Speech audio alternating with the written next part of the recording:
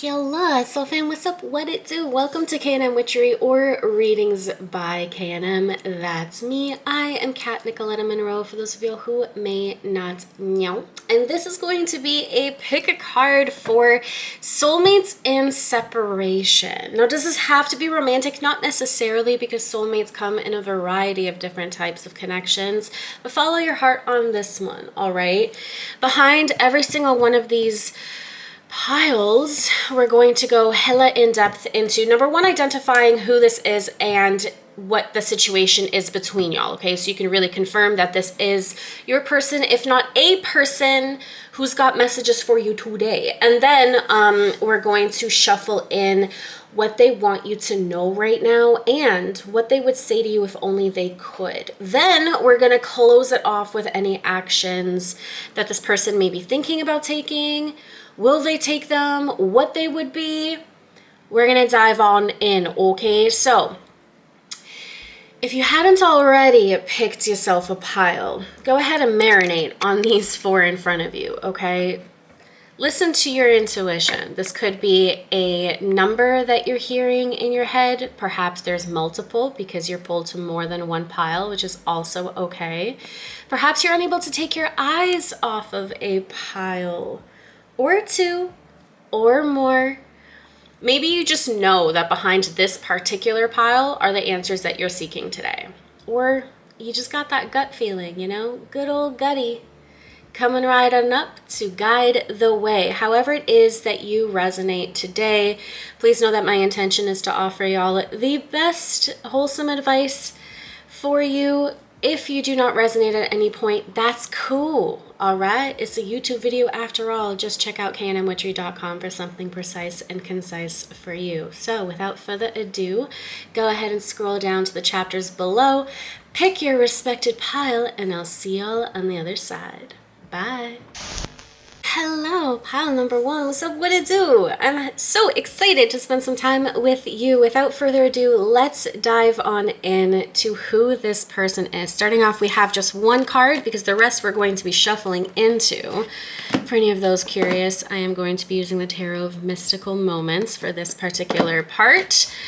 And first up, we have the Page of Wands.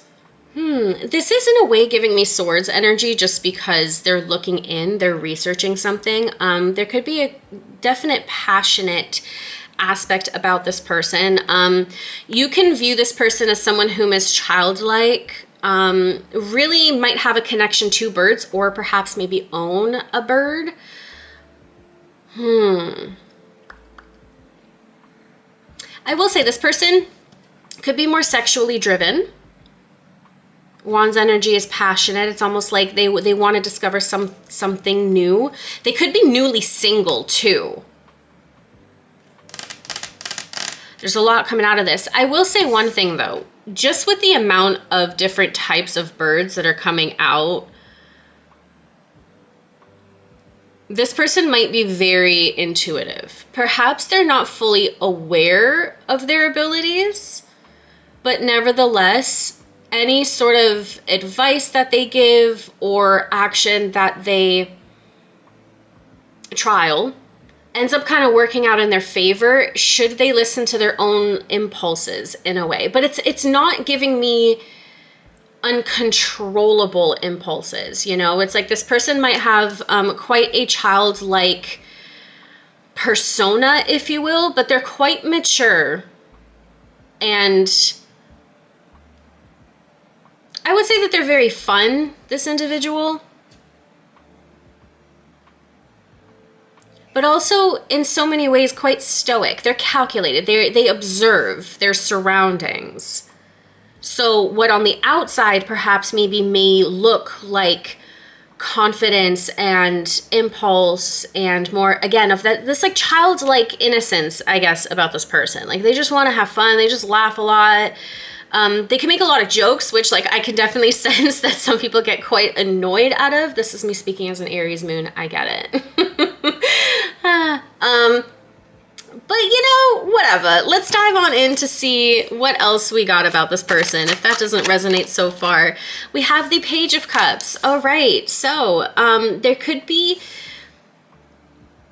quite known intuition. Well, maybe it's even something new to this particular person, right? Pile number one, you may be inquiring about this individual because maybe you're seeing them differently, you know, because perception is in the eye of the beholder. And as much as it is that I am describing this person, it's also in a way that you would resonate most with it, right? So perhaps maybe you're noticing this person for their intuitive abilities or something, you know? Whatever could it be? We have the King of Pentacles, and this person is able to stay grounded, right? This is a very balanced energy, I would say, about this particular individual that you're peeking into today. They really hold their own. They're very grounded within themselves. They could very well be really working on their physical fitness right now as well. Just because she's keeping this sunflower pentacle like quite close to her heart, you know, more embodying it. There is this really beautiful thought of, I don't know, it's like this person just wants to like leave behind a legacy, if you will, like build a kingdom of sorts. But they're doing so in a very feminine way. So this person could be of the feminine energy. Okay, sex doesn't necessarily matter here. Just take it if it applies. This could very well be a woman that you are tuning into that is really utilizing her abilities to unlock certain wisdoms and keys through her intuition and actually stable that. And it could be something that's really attracting you to this person right now, pile number one. Or a lot of people are attracted to this person. Because like the way that I said that too, like this, it just exploded. This card I think also wanted to come out. So we have the Magician, the Page of Pentacles, and the Two of Cups. We're going to get into the situation between y'all too, but I am kind of getting this vibe here, pile one, that maybe you feel as though there's a little bit of like an unfinished business here, okay? Because with another page here, we got page, page, and page, okay? The King energy here, it's almost contradicting. So I'm going to take this as you perhaps maybe have this like feeling that I just heard the one that got away. It could be someone completely new though, that you're feeling this rekindling with, right? It's almost as if you have done this before in past lives, if you believe in such a thing. This person could also really bring out the childlike nature from within you as well. How does pile one's person make pile one feel? Let's do that. Oh, damn. We have the Three of Swords and what? And Justice. Yeah, this is definitely giving me the one that got away energy. I almost want to like separate these two energies. Wow. Six of Swords. Okay, so this person may have moved away from you, or you from them. There seems to be like a literal distance here. I'm really getting pulled to this anchor here. Interesting. So if this is someone brand new in your life and you're not resonating with you perhaps maybe having to have dated this person in the past or something, right? I'm hearing kids laughing. So maybe you met as kids, for example, right? And now you're kind of growing into adulthood in a way and seeing this person a little bit differently. That could be for a very minute few of you. For the other ones of y'all whom like I said, like haven't dated and this is something new, this definitely feels familiar to the soul, you know? And it could very well be that this Three of Swords, you might feel a little bit like you might actually drag this person down for some reason, you know? It's like maybe you carry a lot of like hurt and angst, perhaps maybe some like trauma. I just like swallowed really hard there, right? So you're going through some deep things and it might feel as though this person's like joy in what they're building, and like there's a lot of animals. There's birds here, there's nature here. You don't want to disturb their peace in a way too, right? And yet this person makes you feel as though they can really balance you out, but there is some sort of like a distance here at play. The distance could be an emotion. It could be literal communication, like you are currently not at all communicating. I mean, this is soulmates and separation, so that would make sense. I wouldn't be super surprised if once in a while one of y'all didn't shoot like a little like message between y'all, or like liked one another's post or something, like just anchored something that didn't exactly touch down just yet. You know what I'm saying? Or again, you were with this person once upon a time and now you're seeing them differently, or maybe you've always seen them this way and now you're checking in because here you are, right? I hope this reading is all right for you so far, pile number one. Let's see the situation between you. What's the situation between y'all? What's the situation between y'all? Okay, so first up we have shock, sudden change, exciting news, surprise and epiphany, transformation, looking at pictures, missing you, nostalgia, and making new memories. So this is definitely giving me online connections. Okay, so you guys could be following each other, or perhaps maybe just recently there was an unblocking or a blocking of sorts. Something changed online. Perhaps maybe you've noticed this person's transformation. They could be a traveler, you know, maybe this particular person is able to kind of show you a world that you've never seen before. Perhaps maybe you used to travel together. And that's just really coming up now too, right? It's difficult for me to pinpoint, Soulfam, whether or not this is a brand new connection. It seems like, if anything, this is an old person that is feeling new, if that makes sense to y'all, you know? There seems to be something coming back around and having the opportunity to be almost like replanted, you know? It's like a new seed has the opportunity to blossom. There's definitely some Three of Swords energy. This is your energy here. This is how they make you feel. So the fact that Three of Swords and Justice comes out, it could very well be, don't shoot the messenger, I just work here. But it could very well be, regardless of what your situation is, there seems to be some form of, I will bring you down. I don't want to take you down with me. Maybe I'm not too good enough for you right now, or I have to build on something else, because it could, honestly, y'all could be over romanticizing this person just a little bit. If I could just send y'all a little heart there, okay? Hey, we all fall into it once in a while. There's no judgments there, but just try not to put someone on such a high pedestal as well, okay? Because I can guarantee that this person's definitely got some shit that they're going through too. And we'll find out a little bit more of what it is that they would say to you.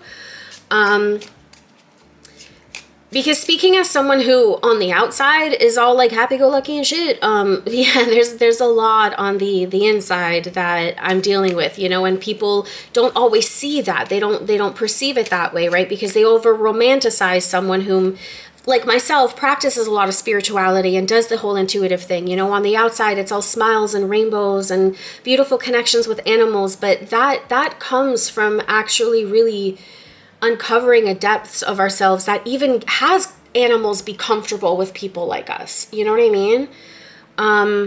So just take that into consideration too, right? There's a reason why you're also getting pulled to this person here, pile number one, because they could very well be the thing that can offer you some form of advice, or maybe a sprinkle of wisdom or intuition, if you will, to actually make you feel better and rebalance yourself. Because there's something here that you know that this connection is powerful for you in one form or another, okay? And it's maybe, it feels like a shock to the soul, but like when you see this person's picture, it's like it brings something up for you. You miss them even if you were never with them, and this is a newer connection that you're feeling some sort of like, yeah, like remnants to. Death card came out here as well. So the relationship is over, no second chances. Grow and transform, what's dead is dead. So there could very well be a breakup involved. If not with you two yourselves, this person may have just recently broken up with someone, or this is your heartache. You just recently, if not so recently, whatever, are carrying some form of heartbreak from your other relationships. And that's really coming out in the situation between y'all right now. So maybe some sort of circumstances between you suddenly changed. But the death card is a good thing, because that means that there's time for a rebirth. So it's interesting how something that should feel heavier and almost like, you know, like bust out the violins, we should be sad right now. It's not giving that. It's giving like this like hope, this optimism that just has like a mist of sadness and heartbreak between y'all. But is that mist just the illusion, you know? I'm curious about this connection here, Pile 1. You got me intrigued. All right, so the situation between... So we have mirroring each other, self-reflection, introspection, inner words. What did I say? It's like this person's bringing something out of you. And vice versa. You could resonate with twin flames. I tend not to want to talk too much about those particular connections because they're highly misunderstood. But take that if it does resonate, okay? Either way, I believe this is an individual. Your person is someone that you can't really hide yourself from. I see you, Pile 1. You may trick a lot of people as well, but this person sees you. Like, their intuition is what it is. Like, they peer into your soul very easily. They don't require much effort. The fact that there's, like, children in most of these images here, this person's intuition is effortless. They could be a natural intuitive. Shit, to be honest, it feels like y'all are pulling me. If I ever needed an energy to describe myself. No, I'm just kidding, but there's definitely a lot of resonances here. I feel like I'm talking about myself. Shoot. But very easily can they peep into your soul. They can see it. They can see it. And thus this distance here could very well be self-imposed, okay? Or it could just very well be divinely guided as well, okay? Because sometimes when there's such a misalignment, it could be bringing out aspects of you that are mirrored back to show you the possibility thereof, okay? I'm not talking necessarily about a union between you, but it could be something that they could help piece together and put together for your own internal union, you know? Meaning to stop feeling like you're broken and stuff, right? Because pile number 1, I think you're tuning in for a reason here to this person.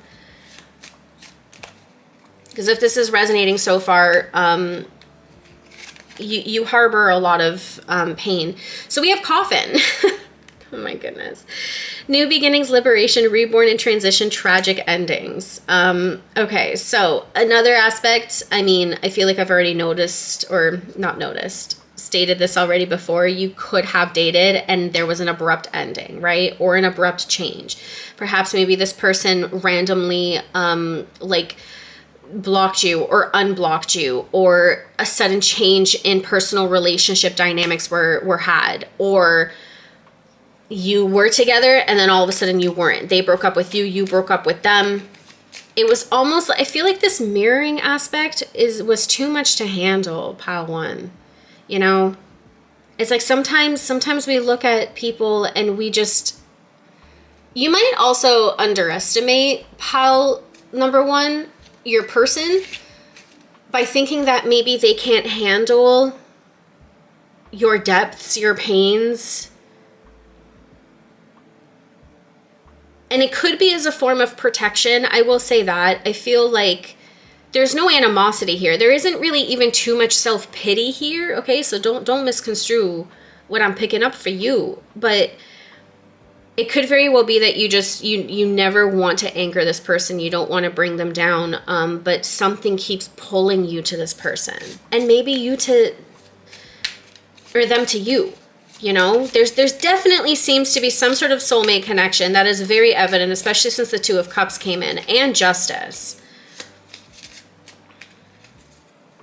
What's the situation between pile 1 and their person, please? Any further clarifiers? I heard no, but we'll see if one more card pops out. No, I didn't really want to flip. Okay, we have camera. Okay, yeah. So this could very well be someone that you are only accessible to online or something. Maybe you watch them. Maybe they watch you. I think that maybe they watch you intuitively and you watch them literally. Okay. So this could be like a left brain, right brain kind of conversation. I mean, we all use both. But One could just be more left and right brained.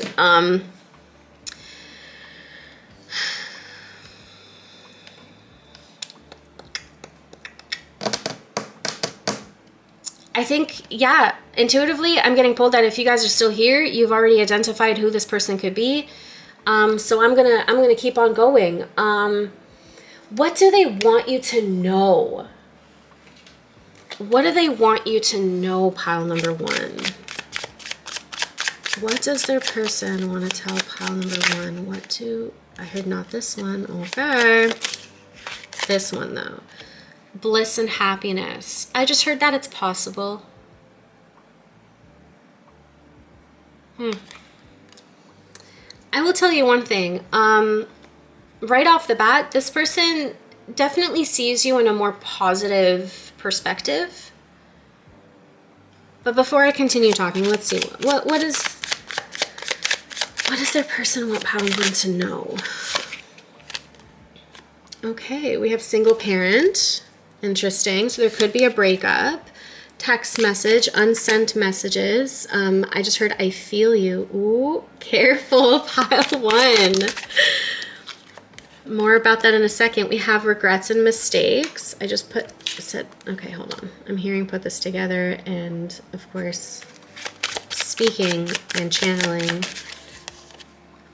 Cheating, broken trust. Uh-huh.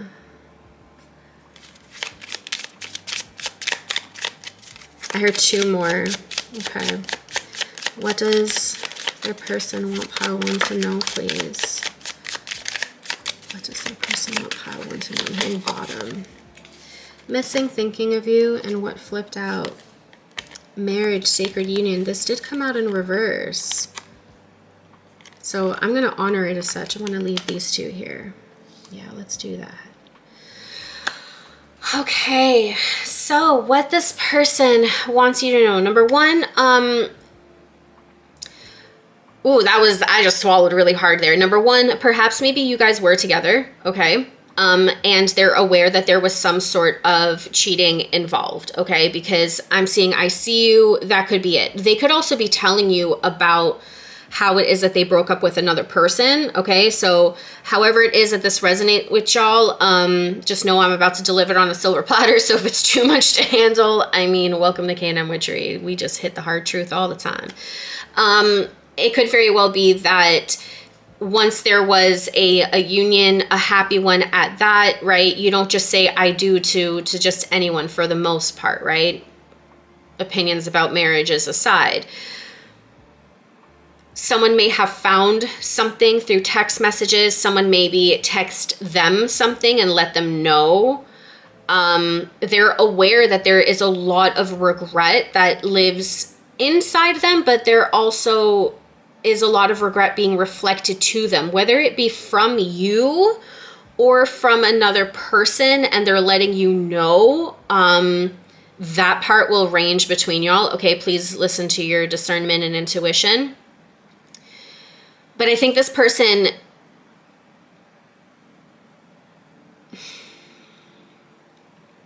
I think if this person could, or perhaps maybe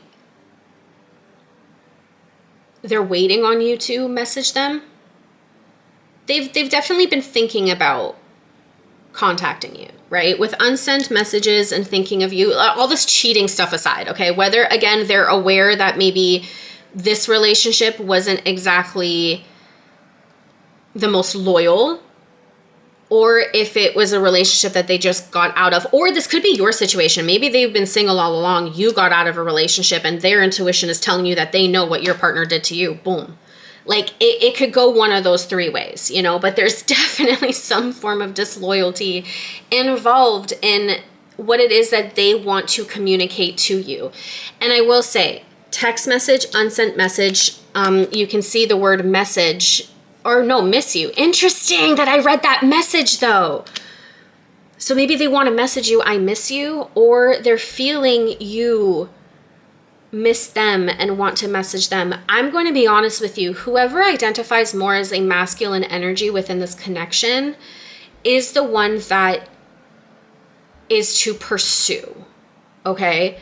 That's not me, you know, doing the whole gender role thing. It's when someone is so deep in their feminine energy, as likely your person is here, pile number one, they're the ones that attract this energy. They feel this energy. They already see it coming, you know. I think that definitely you view them as much more immature in intuition than they really are. Because to be honest, it's giving me high priestess vibes from your person here. I'm just reading the cards nonetheless. But intuitively, this person knows a lot more intuitively than they lead on, than perhaps maybe you're even aware of, and they're feeling your pain is what I'm saying here. Like, they see you. And so I understand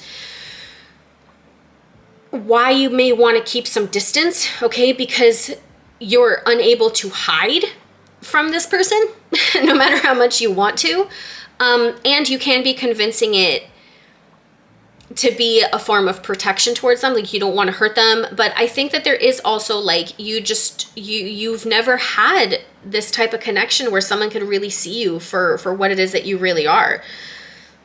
With Death, Mirror, and Coffin here, this is someone who's able to really see the in-between, the life and the death, the energy, the transference that's occurring, the transmutation within you from pain to happiness. And there goes that message, right? Like, it's possible. This person wants you to know that, like, the freedom that you seek, the happiness that you desire for yourself, that you see in me, I just heard, that you see in me, it lives within you too. It's that mirror. So as happy and as intuitive and as free, and perhaps maybe there's some monetary value here too, right? Like whatever travels they might be doing, whatever it is that they do for work, and they're, whether on themselves or like materially, you can have that too.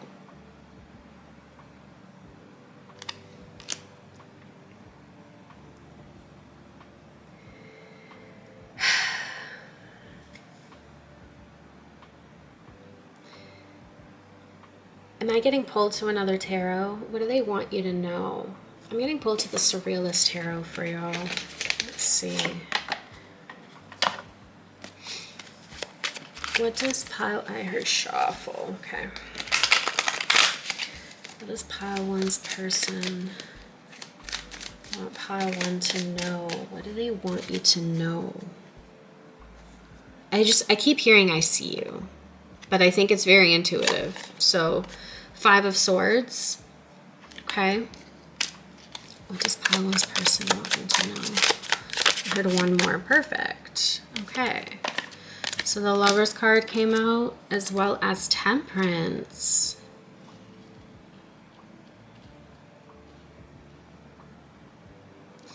Okay. Soulmates is an understatement.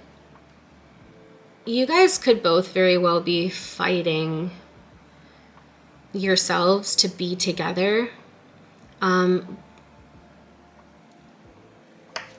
This is a little bit more of like a spiritual interjection here as well, like divine messaging, not just what this person wants you to know, but what the divine wants you to know, okay? I think you have the potential in this lifetime to be together, to end up together in matrimony, okay? If you guys do the whole marriage thing, which honestly, with marriage in reverse, maybe your union would be one without it. Like, you would be happy to be together without ever signing the paper, right? I mean, in a lot of countries that I know of, common law, like living with a person for over 2 years, like technically has you get married without all of the extra like stuff that comes with it. So I don't know, that's just whoever may apply. But a union nonetheless could very well be happening, right? Let's take a look at this Lover's card. Don't mind me taping up everything that's inappropriate in my cards so I can just lay them out like this. Daddy YouTube's a little serious sometimes, but no problem. The mountains in the back.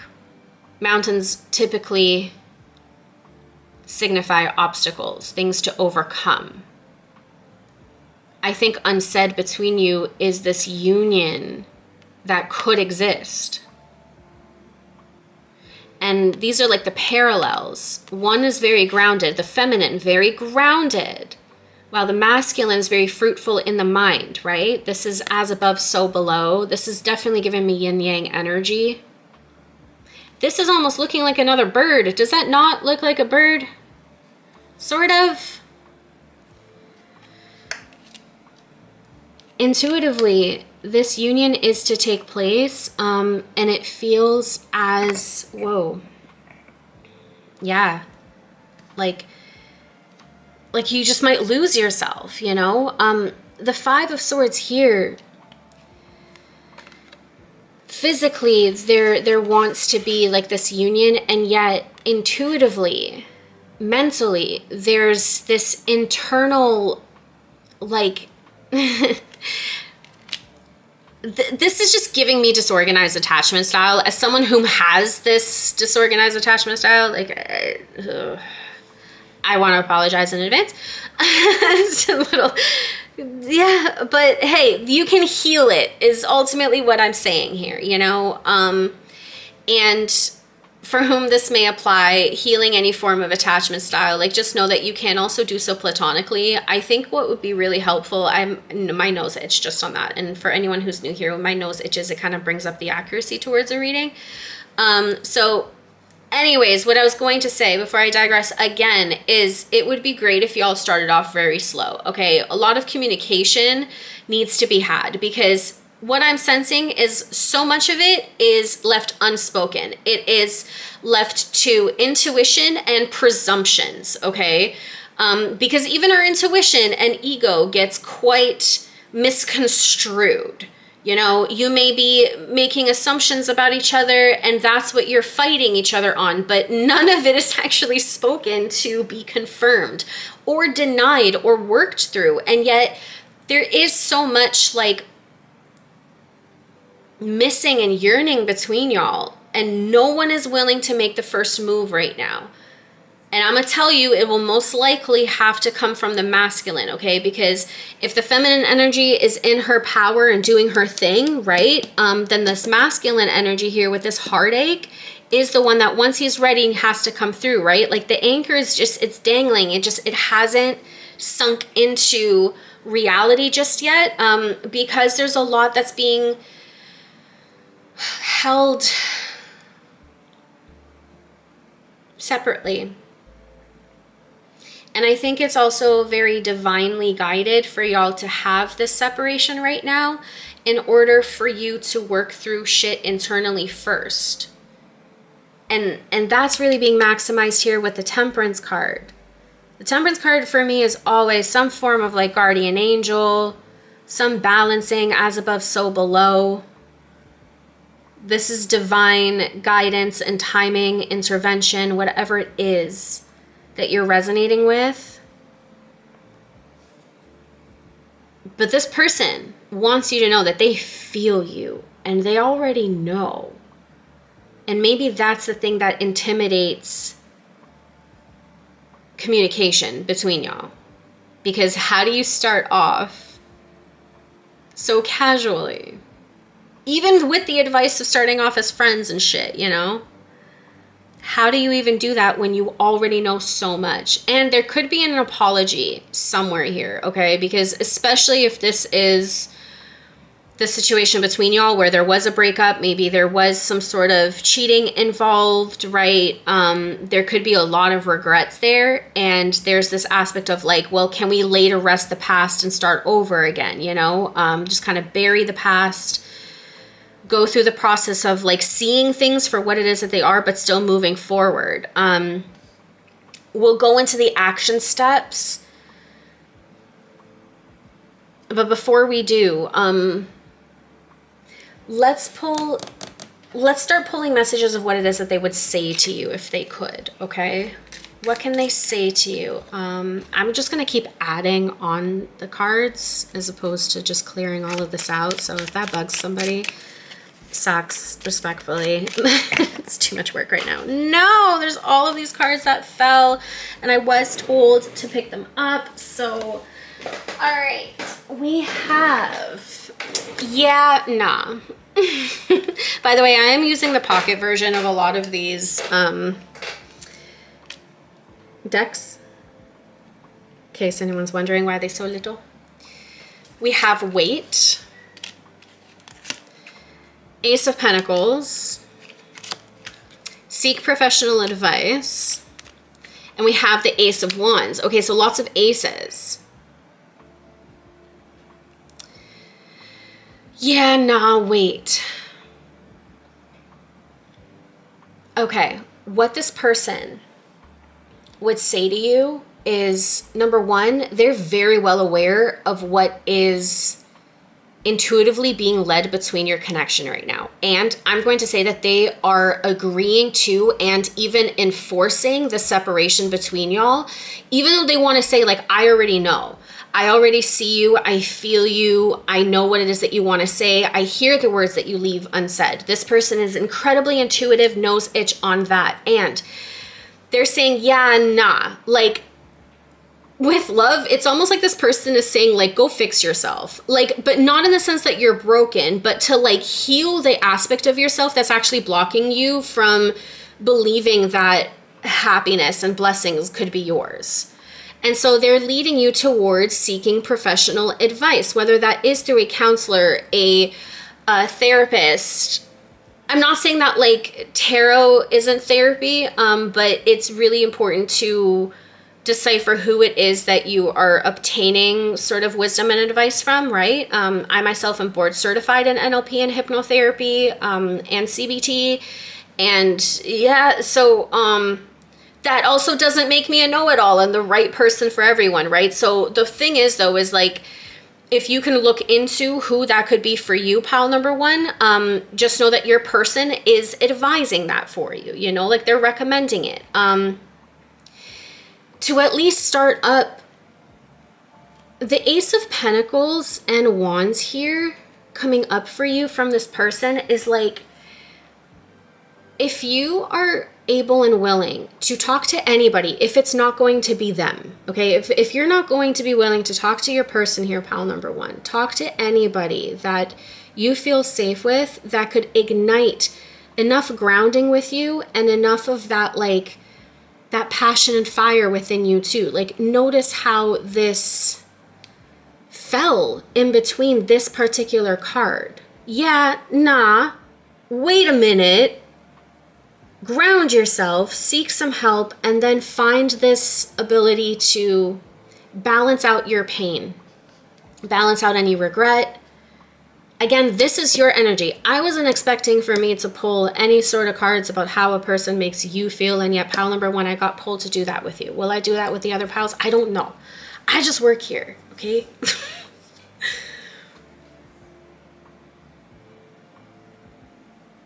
But this is what it is that they would say to you. So what else? What else would they say? What does pal one's person want to tell? I lie awake thinking about our future. Yeah, they see that. I think this union, this sort of connection between y'all, oh man, I feel like I'm gonna like ruin everything now if I start picking out cards. But this Lover's card, it's a really big possibility between y'all in this lifetime. But that has to come with free will and karma. And what is karma? Karma is a repeated lesson that comes around and around and around, time and time again within our lifetime, until it is that we meet it with changed behavior, with a new perspective, and we break out of that, right? It's not necessarily what it is that you put out there will come back around, but in a way, yeah. Because if you put out there that you haven't yet learned a particular lesson, set appropriate boundaries, cleared out any sort of old limiting beliefs and narratives, chosen yourself, are a good person, you know, like there's all of these different things that we either learn or we show the world that we haven't done, you know, and that's all based on free will and choice too. It doesn't make it wrong or right because morals change per person, but nevertheless, to be open and willing to heal that within ourselves and become happier could very well open the door to the healthiest type of, I keep wanting to say matrimony, and I don't say that word. This connection, this bond between you and another person is the most romantic type of true love, if you will, can in fact occur. But it's got to start if you both stop fighting each other on it. I have a sense and feeling that this person is likely doing their own healing too, so I can't speak so much for this person or for yourself, but nevertheless, I think they're mirroring to you that happiness is possible with assistance. And should you be willing to do more of that, who knows? Maybe that could, in fact, equal some form of a union in the future. But right now is not it. This person is willing to say, yeah, nah. Very Canadian. Yeah, nah. That means no, by the way. And wait coming out here is not an absolute halt.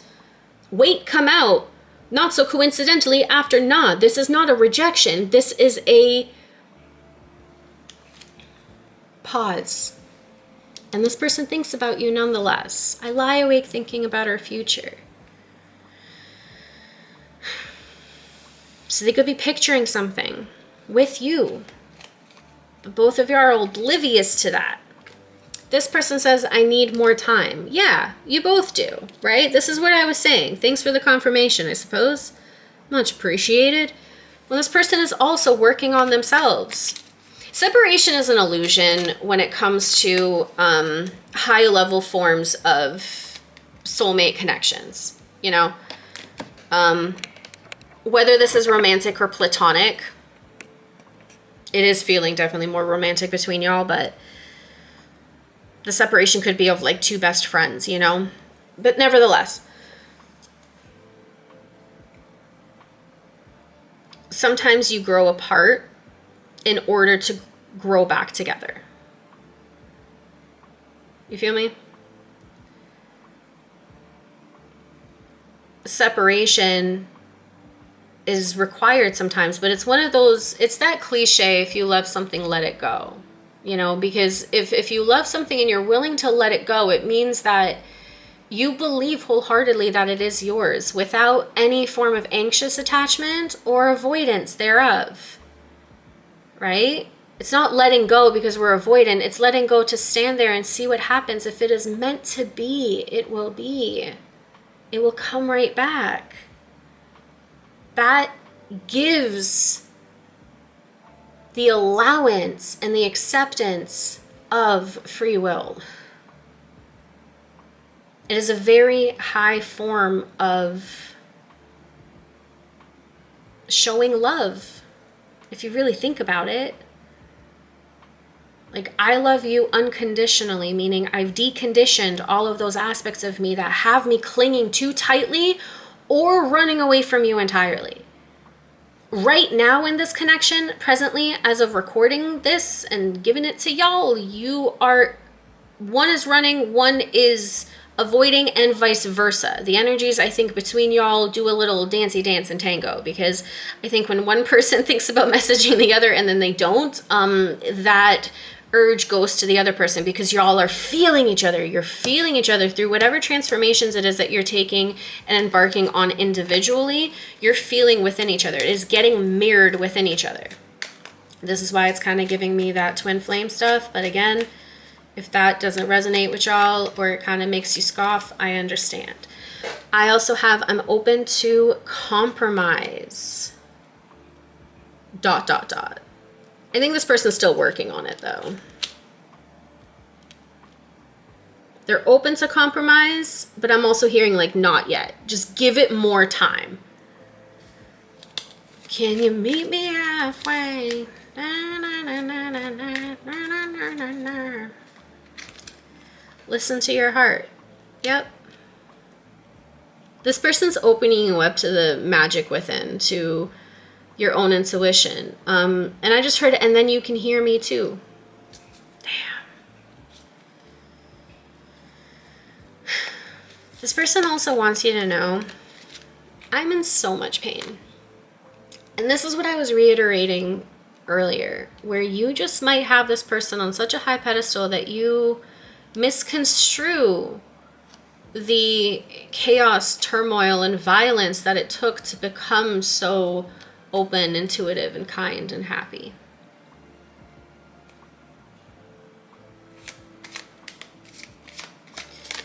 We also have no coming out here. Now this is feeling rejection-y, okay? So right now, what are they saying no to? Let me pull some tarot on this.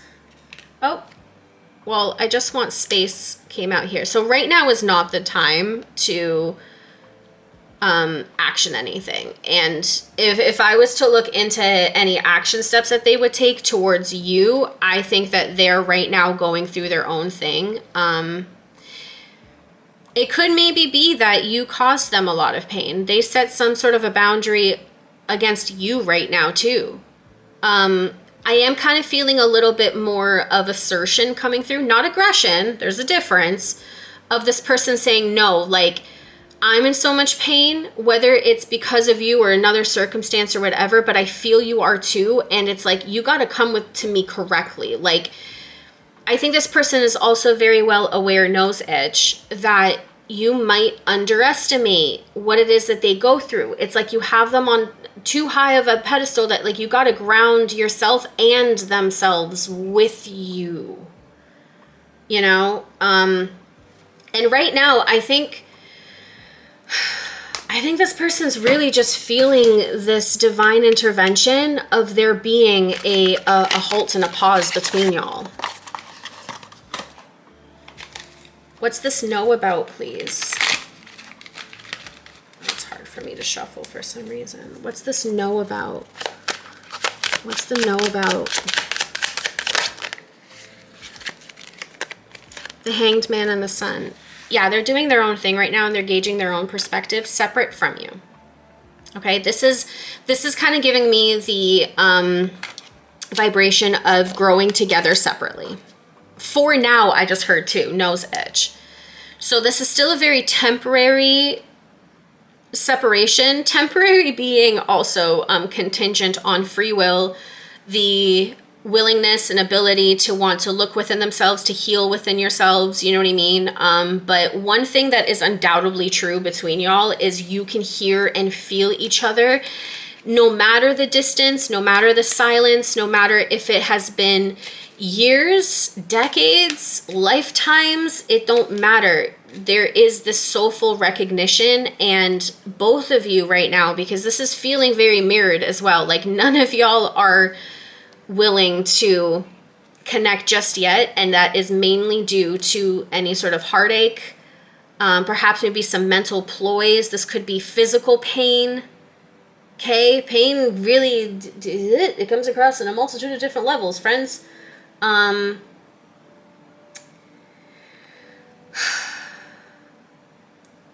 So if there are any action steps, I'm hearing no, and my nose is itching on that. So I'm going to change the question for y'all slightly, because right now, y'all already are understanding what the recommended action step is to heal yourselves individually. And the fact that the Sun card came out here as well too, it's a boundary no, like it's a hard no, but it's very soft in a way that it's guided, it's meant to be, it's required for you both to see different types of perspectives, and maybe this person's seeing something differently right now.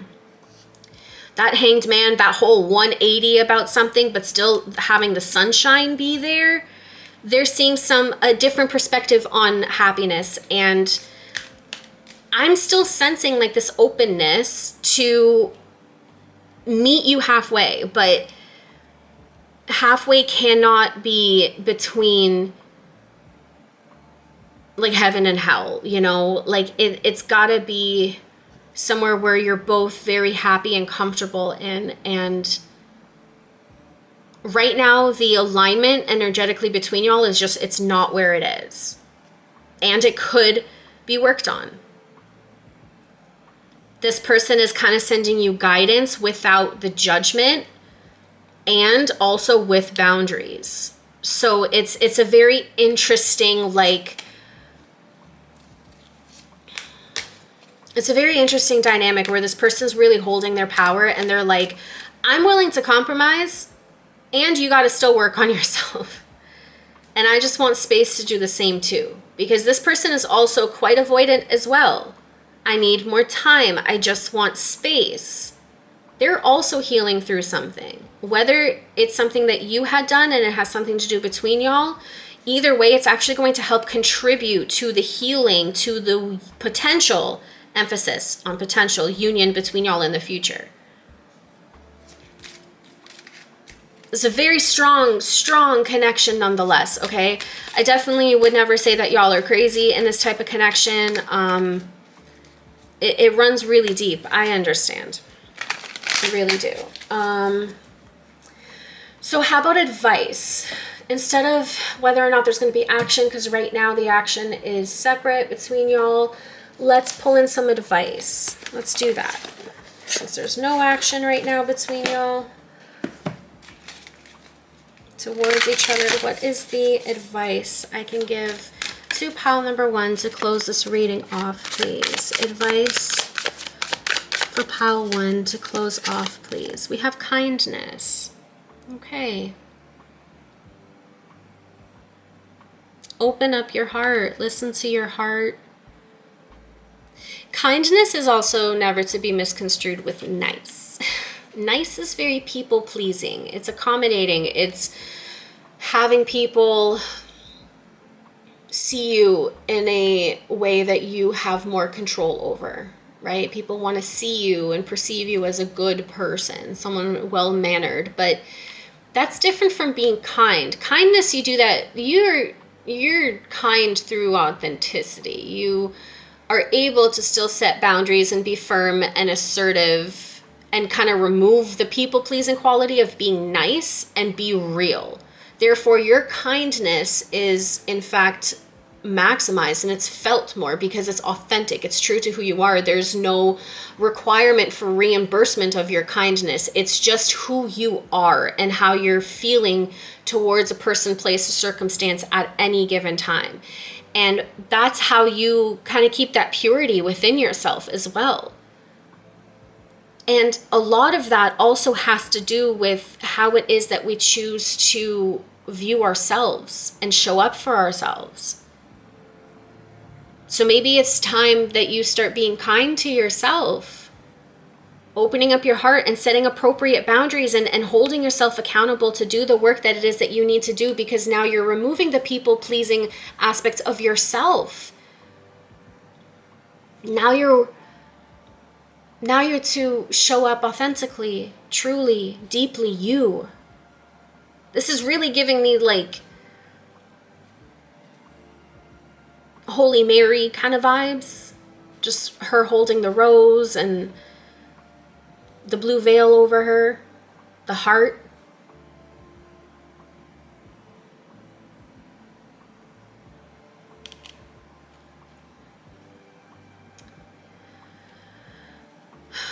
This is also giving me healing any mother wounds, should they exist. They likely do. Father wounds too, but the mother wound is coming out, like finding more love, understanding that your mother was a human too. Maybe they made mistakes. Maybe they weren't able to show up with you emotionally and meet you somewhere.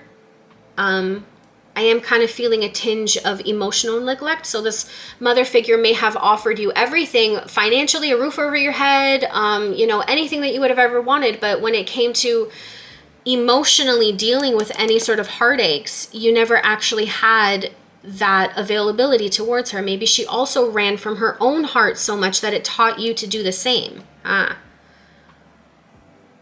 So send some forgiveness her way, because when you do that, you're also healing that feminine wound within you too, pile number 1. So be kind, offer yourself grace as you're healing and opening up to be able to even receive that love. Because here's the thing, right? If your person actually would give you the love that you've always wanted, perhaps maybe from a mother figure within your life growing up, you would easily reject that because it's so new and so... it's almost like frightening and unbelievable to you right now that you wouldn't even be able to know what to do with that kind of love, which is probably a lot of the reason why you're hesitating and keeping yourself separate from this person. You're both initiating the separation, by the way. This is no blame game here. I think you're both watching each other and also holding a space between each other right now, and your person sees the healing within you, and they're willing to compromise. They want They want in. But whatever wounding is also being reflected in you is being reflected in them too. And they're holding their ground. They're like, you're going to reject me if I was to love you the way that I want to love you. Oof. So open up, pile number 1.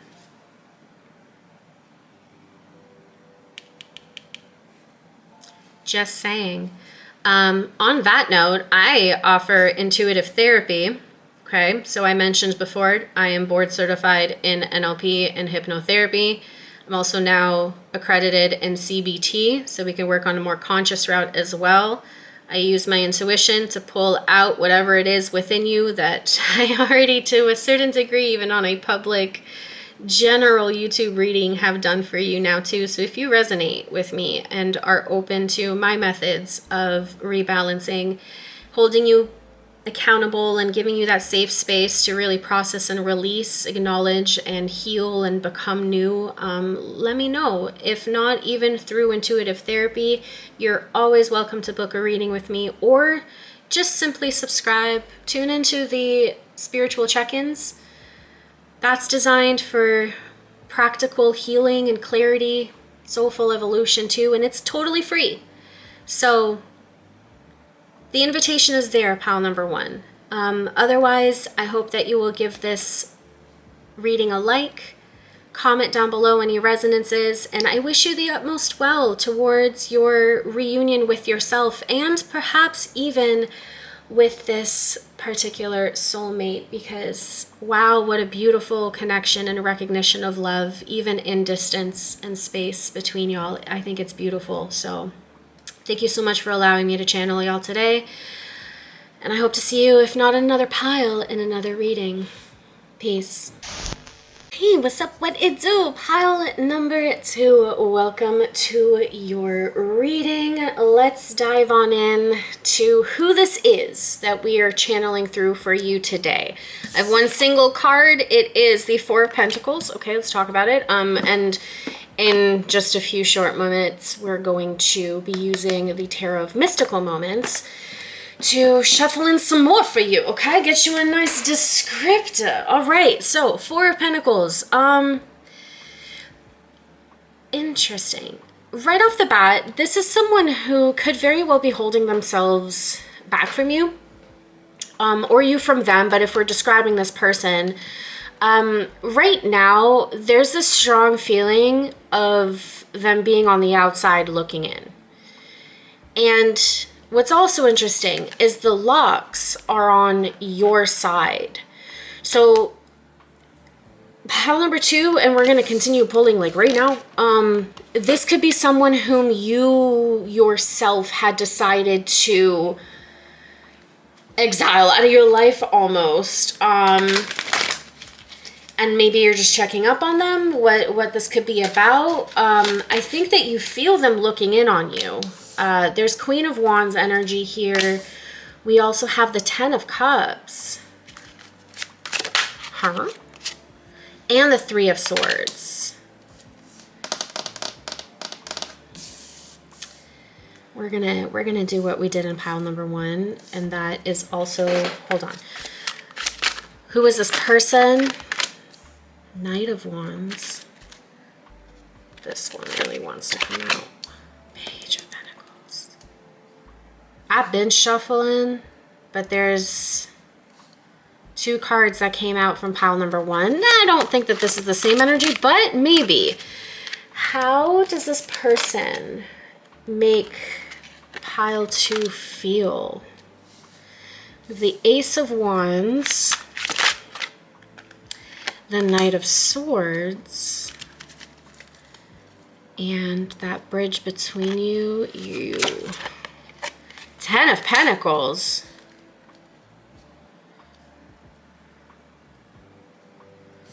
Well, this is an interesting... All right, so descriptor about this person. Let's talk about them. For one, I can say that they likely wear their heart on their sleeves, right? We have despite them being perhaps maybe a little bit more avoidant or secretive in their own way, I still think that this is someone that you had likely pushed away from you for whatever reason, which I'm kind of questioning, because perception is in the eye of the beholder. As much as it is that I'm about to be describing the person that we're channeling through for you today, I'm also doing it through your lens, how it is that you would perceive them, because you're the one that's watching at pile number 2, right? So how would you resonate with this person? And it kind of feels as though they're your ideal, if I can be so presumptuous to say that. We have the Queen of Wands, someone who is very compassionate, very one with nature, has a fiery soul, very humbly proud, stands 10 toes down on her beliefs, and is ready and willing to do it for the collective. You know, she's that beacon of hope that people come down to. With the 10 of Cups here as well, this is a wish fulfillment. So it's interesting with this ocean depth beneath y'all, it seems as though maybe that this was once a dream, or again, this person is your ideal in one form or a fashion. There ain't nothing negative about this, at least not yet. I don't know. I guess what's like most confusing to me is this is a reading for soulmates and separation. With this kind of energy, and I'm sure we'll find out more shortly, it tickles me as to why the heck y'all are in separation if this is the type of energy that this person holds for you. You know, we also have the Knight of Wands with the 3 of Swords, kind of maybe getting like quick encounters. Could very well have been like a quick one night stand that, like, you know, I don't know. It seems okay, because like your energy towards them is the Knight of Swords. Their energy is the Knight of Wands. So Swords and Wands, very quick energy. Could kind of giving like runner chaser kind of dynamics here. Like if you locked this person out for whatever reason, you're the one that went away, right? And this person's facing this way, like they're on their way. Meanwhile, this person is kind of facing forward, if not a little bit back. I think this person's content either way, to be completely honest with you. But maybe you view them in a perspective of like, despite you hurting them maybe by your absence. Ace of Wands here too. This is definitely a quick spark, quick fling. With the 10 of Pentacles being the bridge between y'all though. I'm kind of getting the feeling of right person, wrong time. Which, does that even exist? Because like, wouldn't the right person come at the right time all the time? And I think maybe that's what's kind of coming up here between y'all, just intuitively speaking. The reason you're tuning in, pal, too, you're curious about this person. Whether or not you're even showing it on the outside could differ between all y'all, but nevertheless, you could maybe be thinking that, like, maybe this encounter was worthwhile and it was the right person at the right time, but someone sabotaged it. Someone kicked somebody out. Maybe it happened so fast that the both of y'all were like, yo, what? And yet, the Page of Pentacles, Page who likes to take things slow, learn as they go, plant seeds along the way, make it an adventure, get their hands dirty, learn through doing. Like, it's more practicality this way, right? I don't know, maybe when y'all first met, let's actually start diving into the situation between you. I think that that will be much more clarifying here, because this whole thing isn't really giving me much of a description about that person, but rather your encounter. So this is what I'm thinking, like maybe you don't really know too much about this person because it was such a quick encounter, or it was that far and long in between y'all two, because the 10 of Pentacles in this state is kind of giving me longevity. Like, he's looking back and he's got a very nice wise old beard, gray, statuesque. It's giving me time lapse, you know? There could be some similarities with pile number 1. I don't know. There could be. For some of y'all. Not everyone will resonate with that, but some of y'all. Interesting. We're just going to let this go. Okay. Tell me about the situation between this person and pile number 2, please. The situation between...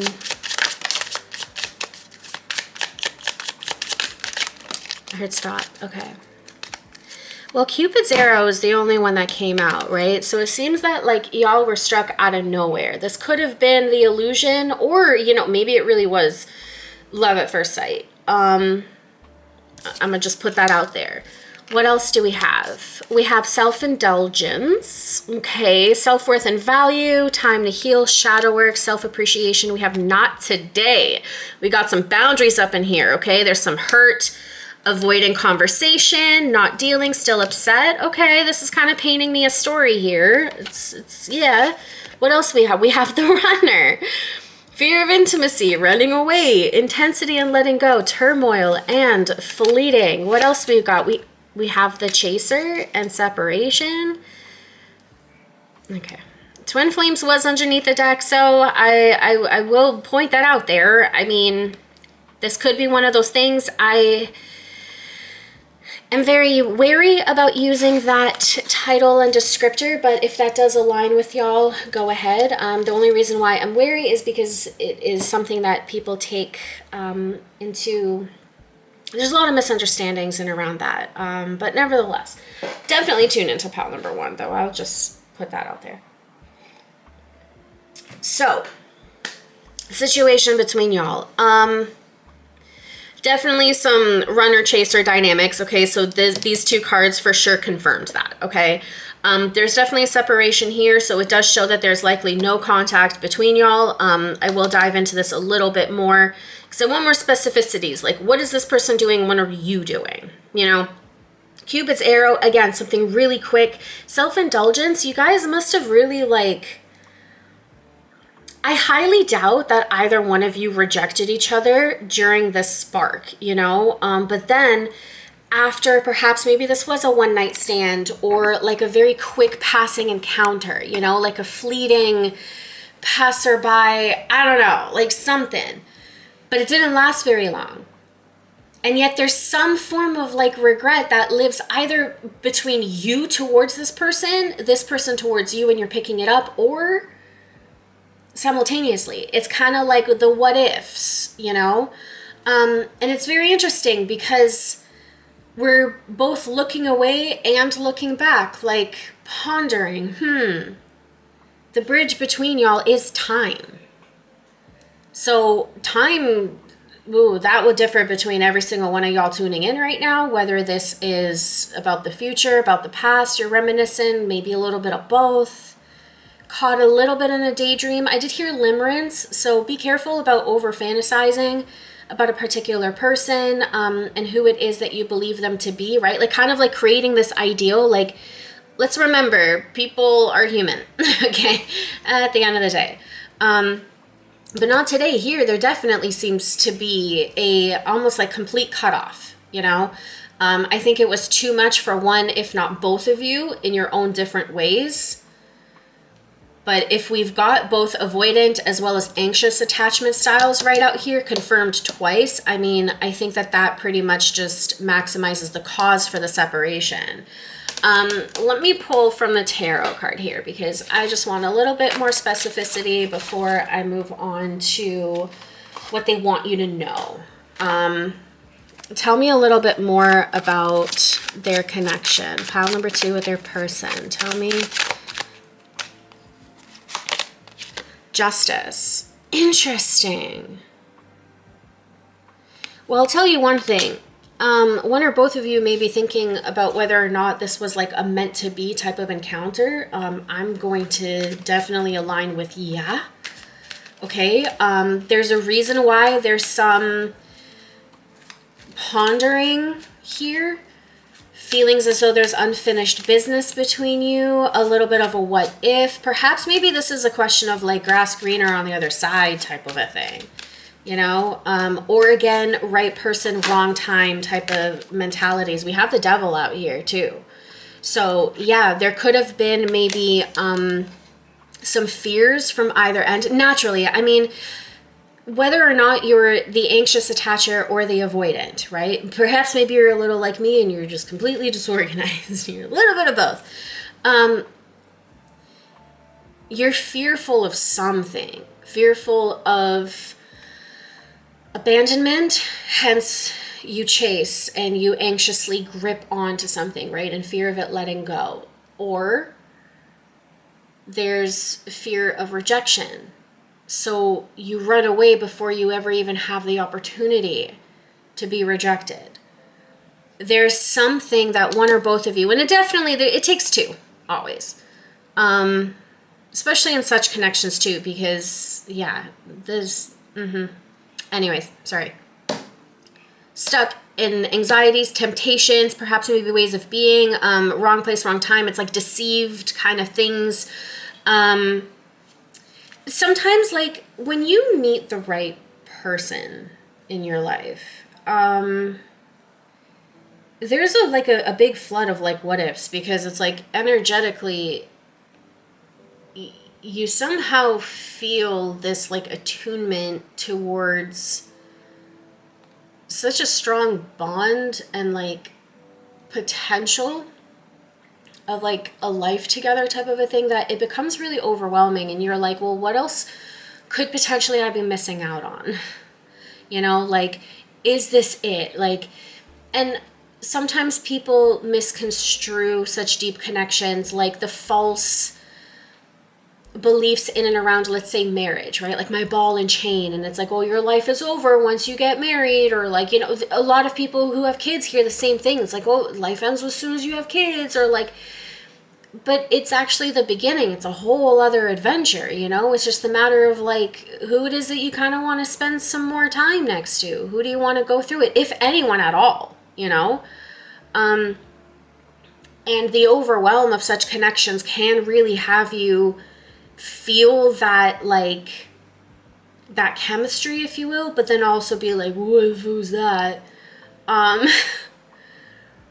And now I think one or both of you are stuck in the what ifs about this whole thing. So let's now dive into what it is that this person would want you to know. Okay, let's see, what does pile two's person want pile two to know? What do you want pile two to know?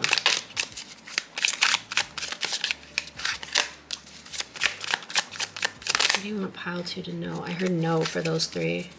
This one on top, yeah? All right, there you go. I heard two more. One,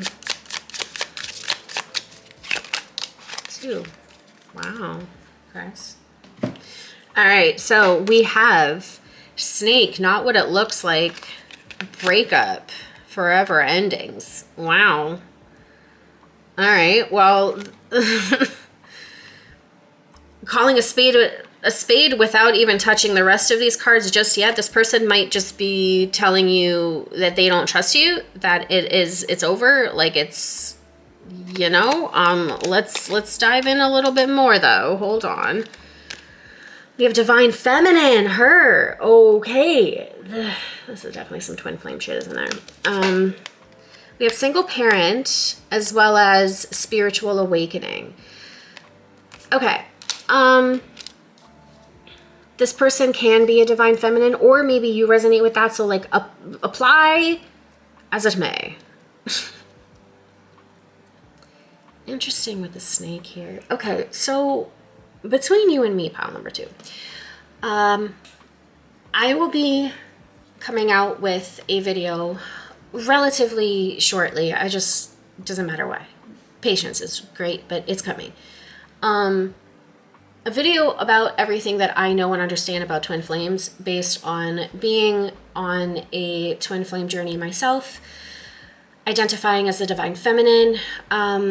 There are many different types of twin flames, but the way that I correlate the twin flame path with each type of twin flame bases on their origins.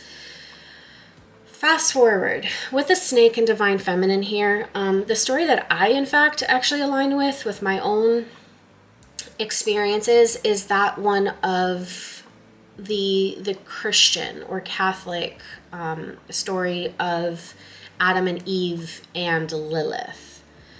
And it does kind of give me this energy here of potentially the divine feminine saying, I want to go through this alone and break the connection, meaning that she's choosing to take on more of the Lilith energy and go on completely different types of vibrations. The snake is really giving me that Eve energy, you know? And it seems as though if this... this is definitely giving me twin flame energy here, but like, point is, soulmates or not, however it is that you're resonating with this, it seems like this person is choosing themselves and doing this alone, even if for now, you know. With single parent and spiritual awakening, this does give me the energy of like, I'm going to do this my own way right now. Like, you do whatever it is that you want to do. I'm not chasing anymore. I'm standing still. I heard the song say something, I'm giving up on you. Whoa, and my throat kind of, what the fuck was that? Okay, hold on. To be honest, pile number 2, yikes. Let me fast forward. Let's dive into what it is that they would say to you. I heard not yet. Okay, hold on. So let's see if there's any more cards here. I'm hearing bottom, that flew out too. Unexpected, all of a sudden. What do they want my pile 2 to know, please? What do you want to tell pile number 2?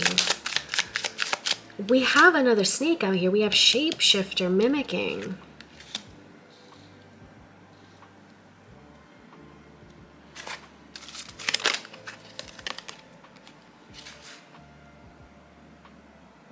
Unfinished business, unresolved situation.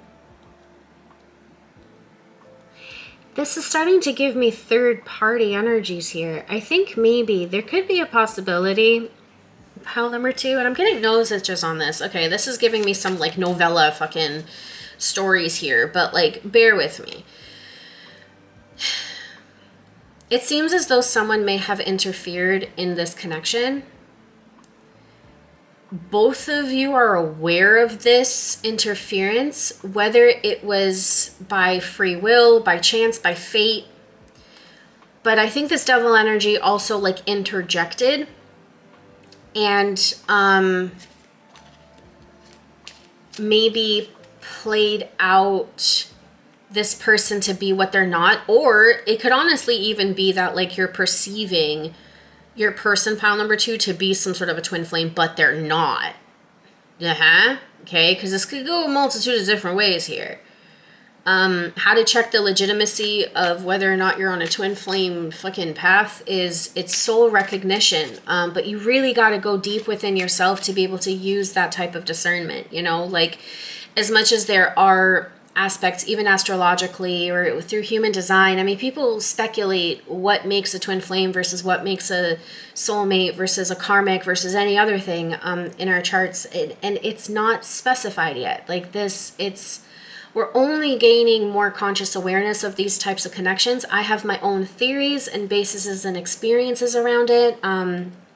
So only take it as it resonates, okay? But there could be some like false twin flame thing going on here. There could have been an interjection in a true twin flame journey that maybe someone else kind of was like, oh, the grass is greener over here, and maybe even acted out to be a particular way. Someone got fooled here. What is happening? Pile number 2, what the fuck is happening?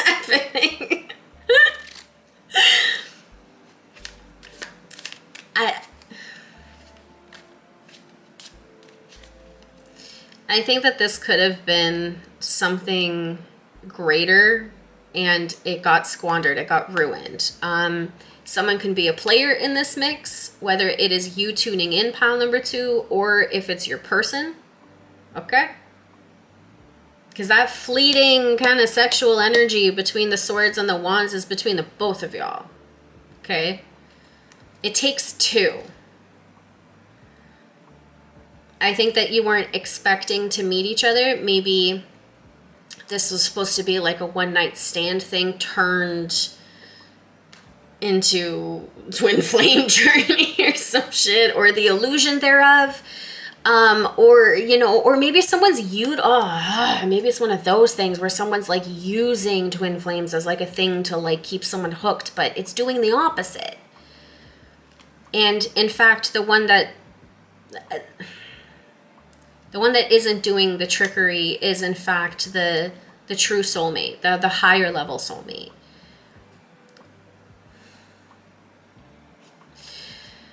What is happening? What am I reading? This feels... This is a little reason why I don't do a lot of love readings, okay? I'm not saying that any of this isn't possible. It's coming out for a reason, okay? But, like, my thing is that, like, we must be careful with tarot readings online and things like that for us not to fall into a path of, like, overindulgence and limerence and imagination and forcing labels onto others, and then like placing expectations, or like trying to meddle with fate in a particular way. Like, if 2 people are really truly meant to be together, yes, there's fate, yes, there's, you know, chance. People can meddle all they want, but it's based on the free will of the people involved. Like, no one can fuck with anybody's energy or their journey as much as you may like convince yourself that you could. You can't, okay? Like, stop giving power to people. And I think that maybe in this connection, someone or a group of people, it could really differ to all of y'all tuning in, maybe thought that they could meddle in this connection. And temporarily, I'm going to say that, like, this is a separation reading after all. Maybe they did, in fact, quote unquote, win and separate the 2 of you. 2 people who are truly actually meant to be together got fooled, bamboozled, I say. And there is this underlying question of, like, what could have been? Is this the one that got away? Do we stop running? All I know is the person that you're tuning into today, they want to tell you, I'm not running anymore. I'm standing still. If I got to do this alone without you, with somebody else, so freaking be it. Like, they've accepted where they're at. And maybe you have too. And this is like a big confirmation thing, but like, the tea is juicy. I'm going to tell you that much. All right. I heard now. So now let's dive into what your person would say to you, pile number 2. Woo. I don't know if you even want to hear it at this point. Shit. All right, pile 2. What does your person want to say to you if they could? I'm sorry. Well, okay. That was a little unexpected. That's beautiful, though. See, there's a lot of respect between y'all. I don't think that this person even intentionally ever wanted to hurt you. Maybe they never did, and they got, again, like someone maybe lied or something on this person's name, made up false rumors and things like that. Maybe they did in fact hurt you and they're owning up to it too. This love scares me. I mean, shit, what have we been saying? You can't make this stuff up. 1111 might have something to do with y'all. Oh my god, the twin flame stuff. Jesus, like, it just keeps coming up for y'all.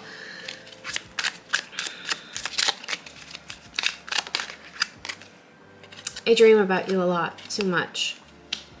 So there's definitely some form of psychic connection, okay? You could very well be stuck on each other. You're so very special. Well, I would hope so, because why else would you think about someone who, you know... By the way, if anyone is ever abusing you, hurting you, you're not on the twin flame journey, okay? I'm going to tell you that much. People over-romanticize toxicity to a very dangerous degree. So just understand that I will never condone these types of things. This is a lot of the reason why I have such resistance to, like, love readings and the perceptions that people hold on them, the promises that... tarot readers and whatever make, and it's, please just use your discernment and understand that the devil here is not something that would ever cause you pain and then call themselves, like the greatest love experience you could ever have in the human whatever. No, like, I don't know why that I keep needing to reiterate that. Maybe it's just my own ego, so like my bad, pal, too. But for those who know me and this whole twin flame thing, I do not take this shit lightly.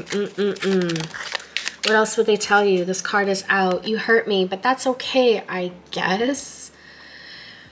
And here's the thing, right? These types of connections, it's almost like there's an exception to every rule. But again, not one of abuse or violence or anything of that sort, okay?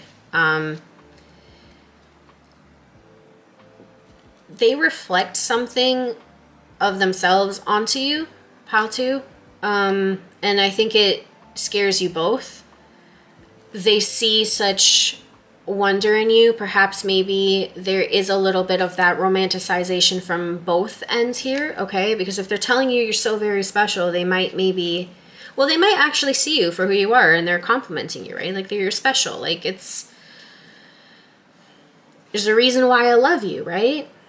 It scares me so much. I think you're so fantastic. And I'm dreaming about you. I'm thinking about you too. And even though it's an end, like, it's very interesting that, like, even through the assertion of standing on their own 2 feet, because I'm really feeling that, like, their spiritual awakening has heightened them to a degree that they're okay being all alone if they must be. And if they are rejecting you in this process, if they're leaving you to deal with whatever third-party business this is, because, like, honestly, I don't know what y'all got entangled with, but whoever's business this is, good luck. Sweep it out, okay? Ugh. It just feels sticky and icky, and, like, just, I think that, like, yeah, also whoever did meddle and try to kind of really screw with this type of connection, they're in for a rude awakening themselves. You don't mess with, like, divine connections or free will in general. I'm open to compromise. Check out pal number 1 again for, like, the 5th time. There could be some resonance there for you, pal number 2. I think if this apology went both ways, there's probably, like, a yearning here too, right? Like, they're willing to admit their sorries if you're willing to do the same, pile number 2. There's got to be, like, a give and a take here. But I don't know. Maybe when it comes down to it, y'all are still not there yet. I mean, granted, you're still in separation, right? So there's some form of an avoidance in one form or a factor. I just think that now none of y'all are really chasing the other, and you're both either running away from each other or just standing still and moving on, doing something else, right? And this person's saying, I'm sorry for that. Like, if choosing myself means I have to hurt you, I'm sorry.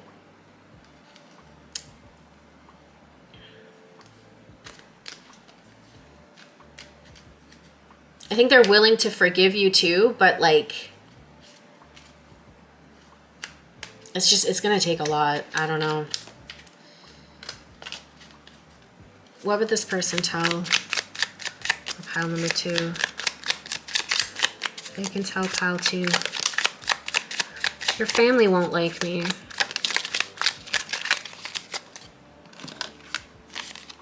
I need more balance. I think we should see other people. Yep. Spoiler alert. Similar to pile number 1, there seems to be, like, a more definite separation right now. I think you're both really choosing yourselves and just wondering. Your family won't like me. Could very well be that there could have been such, like, a deep entanglement with, like, third parties, and, like, it doesn't necessarily even have to be, like, you know, like another one-night stand or, like, someone meddling in the relationship. Like, that could be your family. It could be your friends. It could be rumors. It could be, like, things that were just set out of control that also completely changed the perspective of potentially your family here, pile number 2. And this person recognizes that, and they need more balance. And at that point, standing firm on doing their own thing. I mean, they're even perhaps even giving you permission to be like, do your thing. Like, there's like this feeling of like unspoken, like we're not really meant to be together, at least even if right now. I think there's too much between y'all right now that it doesn't seem as though a reconciliation is much ado. What else would they tell you before we move into any action or advice? I think that y'all are going to get some advice here, because if the action is pretty much nothing here. I'm hearing one more. Okay, so we have be more selfish, and you have so many choices and options. Okay, I'm just going to put this out here too. If you are currently with somebody, pile number 2, this person might inadvertently right now be kind of telling you that this person is not who it is that you think that they are, and to go out, like spread your wings, go date somebody else, okay? If this person can't have you, they're willing to have you be happy with somebody else, but this person that you may potentially be with right now is not it. They're a snake in the grass. There's something here about like a person that you might be with, or that's in and around your circle, that is not exactly who it is that you think they are, or that they're pretending to be. So they're telling you like, be more selfish. Like, you have choices, you got options. Like, you're so special. Like, go out there, like do your thing. This is low-key giving me closure to a very high level commitment. What's in the bottom here?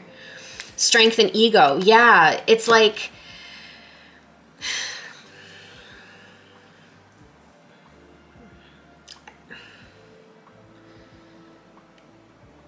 on one hand, if this is a twin flame reading, then this individual, this counterpart, whichever it is, if it's a divine masculine or feminine, perhaps maybe right now y'all are signing a karmic debt to separate, to not be together.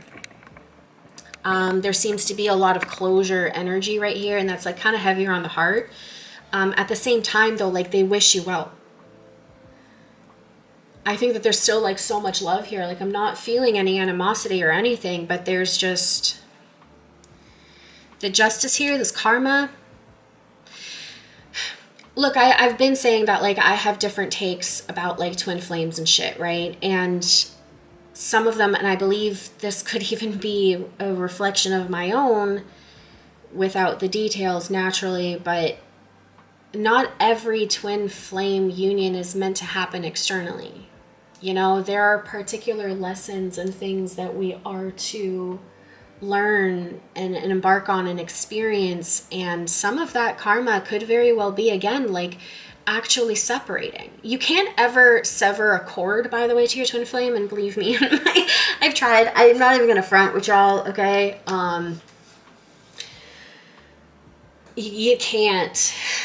And the more healing that you do, the more you actually kind of love them, but it's because you love yourself, you know, and that's when you realize that the separation is an illusion. And like, imagine standing in that power and furthering your growth, you know, like the impact that has on society. And like the reason why so many people are waking up to premises like twin flames is because I truly believe, and again, this is my perspective, it differs a little bit from most people around this topic, but I believe that it's to anchor unconditional love on earth. And unconditional love is not the love without boundaries. It's, in fact, the opposite. It's loving yourself so much that you will uphold the boundaries to be taken care of and respected and loved and cared for the way that you deserve to do that, and still be able to stand in the vibration of love.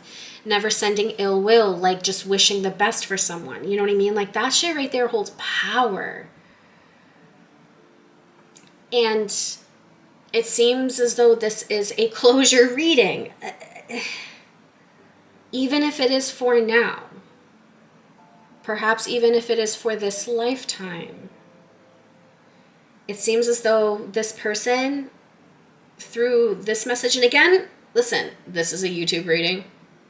If you want something precise and concise for you, knmwitchery.com. That is where you can book with me. But as of this reading, is as though something is getting put to an energetic end. This person is moving away from this situation.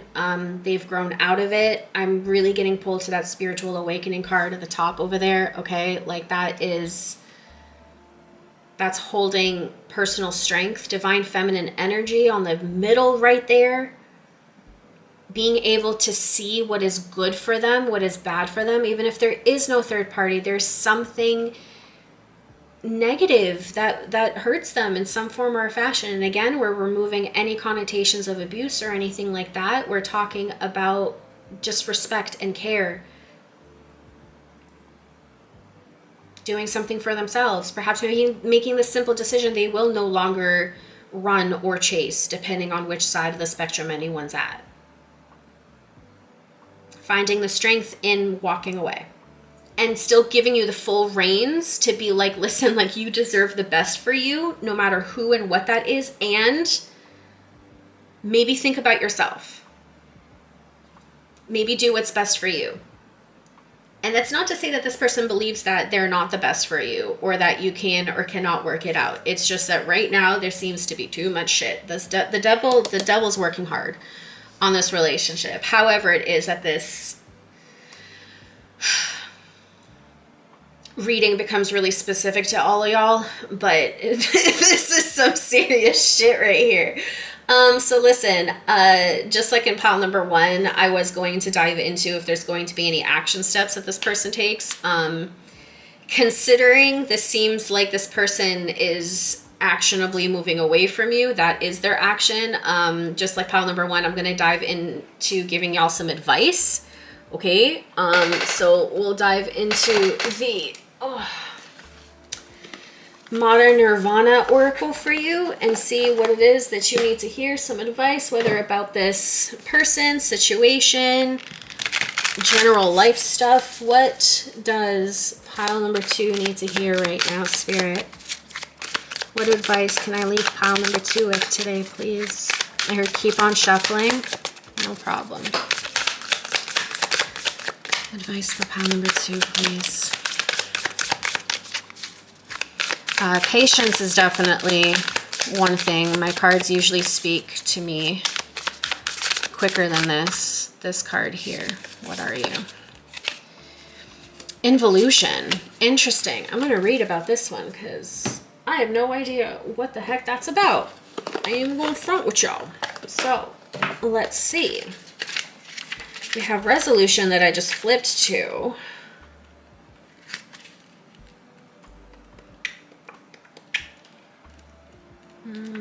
Is this alphabetical or what? All right. The mind acts like an enemy for those who do not control it. We all have a monkey mind, which the Buddhists consider to be the unsettled, restless, whimsical, fanciful, inconsistent, confused, indecisive, uncontrollable parts of our consciousness. This aspect of the human mind makes us feel as though life happens to us and not through us. Our thoughts can often feel like they're not our own, and yet we must remember that we can still choose at every moment which thoughts are being fed by our energy. Evolution is the concept of life undergoing gradual development and growing into something new, and can be used as a potent metaphor for our inner and outer journeys. Involution, as an esoteric concept, can be viewed as the process of integrating the growth of our consciousness in conjunction with the growth of our living universe. Your mind is a playground of expression, awareness, travels through its playground and believes everything you tell it. This is the moment to construct your thinking. What we are thinking about most and how we think about these things will create what we experience and how it affects others. If you hone in on what you attend to, You can experience single point focus and the ability to direct your awareness. This gives you the mental fortitude to complete any task you desire. So if there is something you have left unfinished, now is the time to cultivate this talent and push it through to the finish line. There's a mantra here, and it reads, I breathe in focus and release stagnation. I commit to using my awareness to play an active role in my life's creation. Very interesting message, very fascinating, very beautiful, and very awakening, I would say. And this kind of adds to the connotation of like twin flames and how to make it your own and point that awareness inwards, right? To really utilize the cataclysmic initiations that begin through such types of connections that have us really go inward and begin the unconditioning process towards love. Because life is so much less about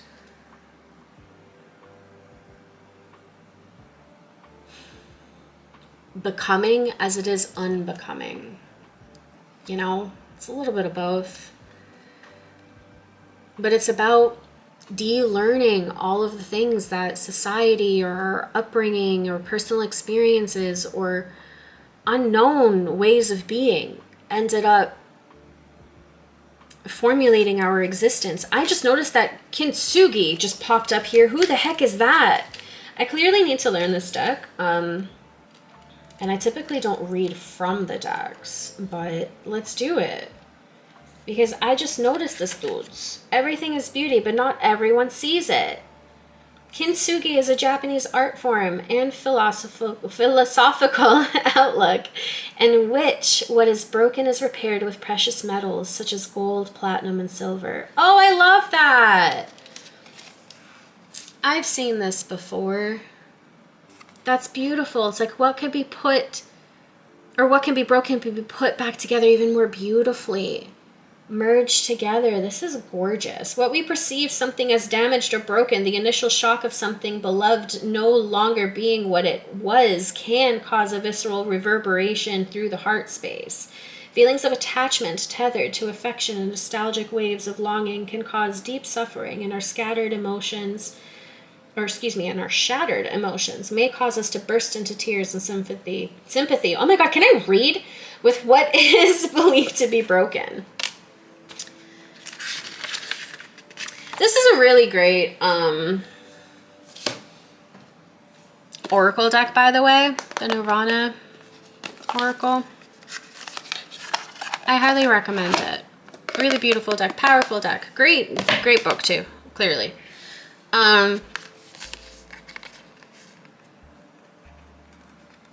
I believe that this is a lot more personal than it is about this relationship, okay? I'm not saying that the relationship can't be put together better than ever, okay? Because that could be it.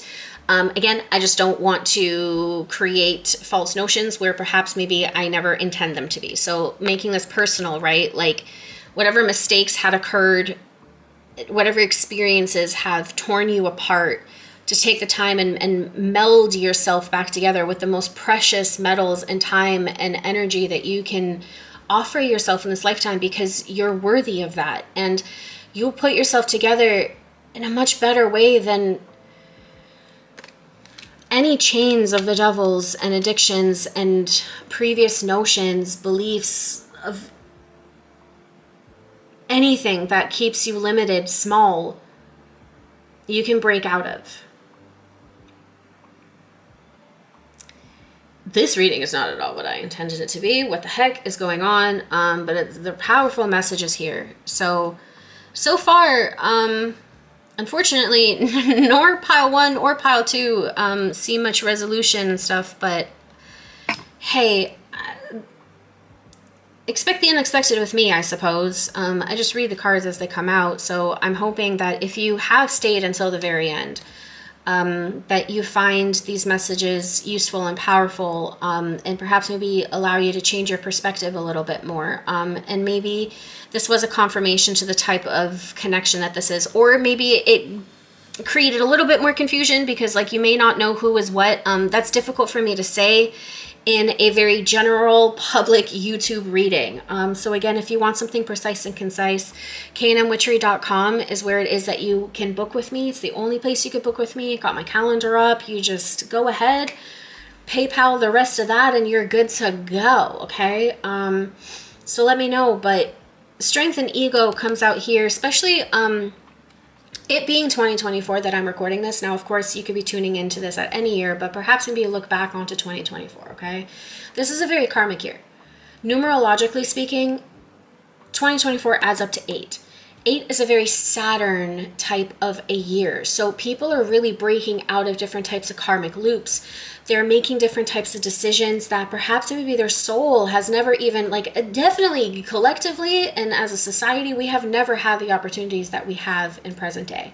There's a lot of the reason why there's so much shit that is just like breaking apart in the world, for it to come back together, to be pieced together differently, you know? And sometimes that does require separation between soulmates or twin flames in this case, for us to actually find that union within ourselves. And there must be other types of relationships. It seems that pile number 2, if this part resonates with you, of course, that you might be kind of initiated or like at least kind of nudged to experience that could actually bring that merger closer to, because it is in fact in relationships and connections of the platonic and relationship kind of, or romantic variety.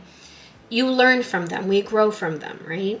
There's always something that we can take from connections without actually always feeling as though we have to do everything alone. So if you are, let's say, like the anxious attacher here, thinking as though you can't resolve something for yourself, by yourself, or that you must do that all the time, rather, just know that interconnection is very possible. And it's really important to use your discernment to learn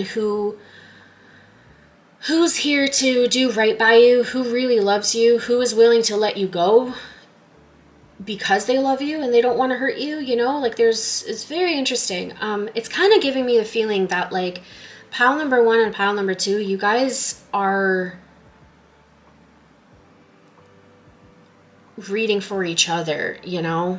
It's very interesting here. It's like there's 2 different perspectives coming out in a very similar story.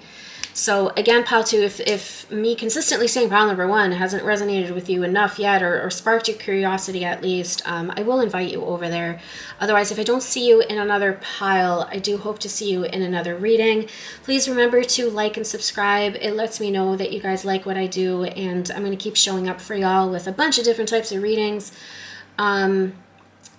And yeah, comment down below if you're open to it. Let me know, like, did this whirlwind of an adventure in this pile resonate with you? Like, oh my God, I felt all of the range of emotions. Jeez Louise. I hope it was empowering nonetheless. And again, anything personal, reach me at knwitchery.com. Otherwise, Soul Fam, I'll see you in another one.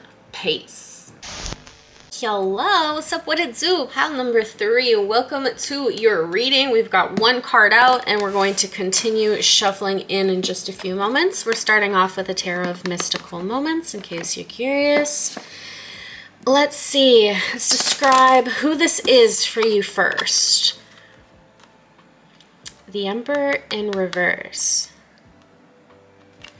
So in this particular deck, there are 2 emperors, right? Alongside a couple other doubles. I think the kings are doubled. But the emperor in this case is one that perhaps maybe had a bit of like an ego trip. You can see how there are a lot of ropes here kind of made to control, contain.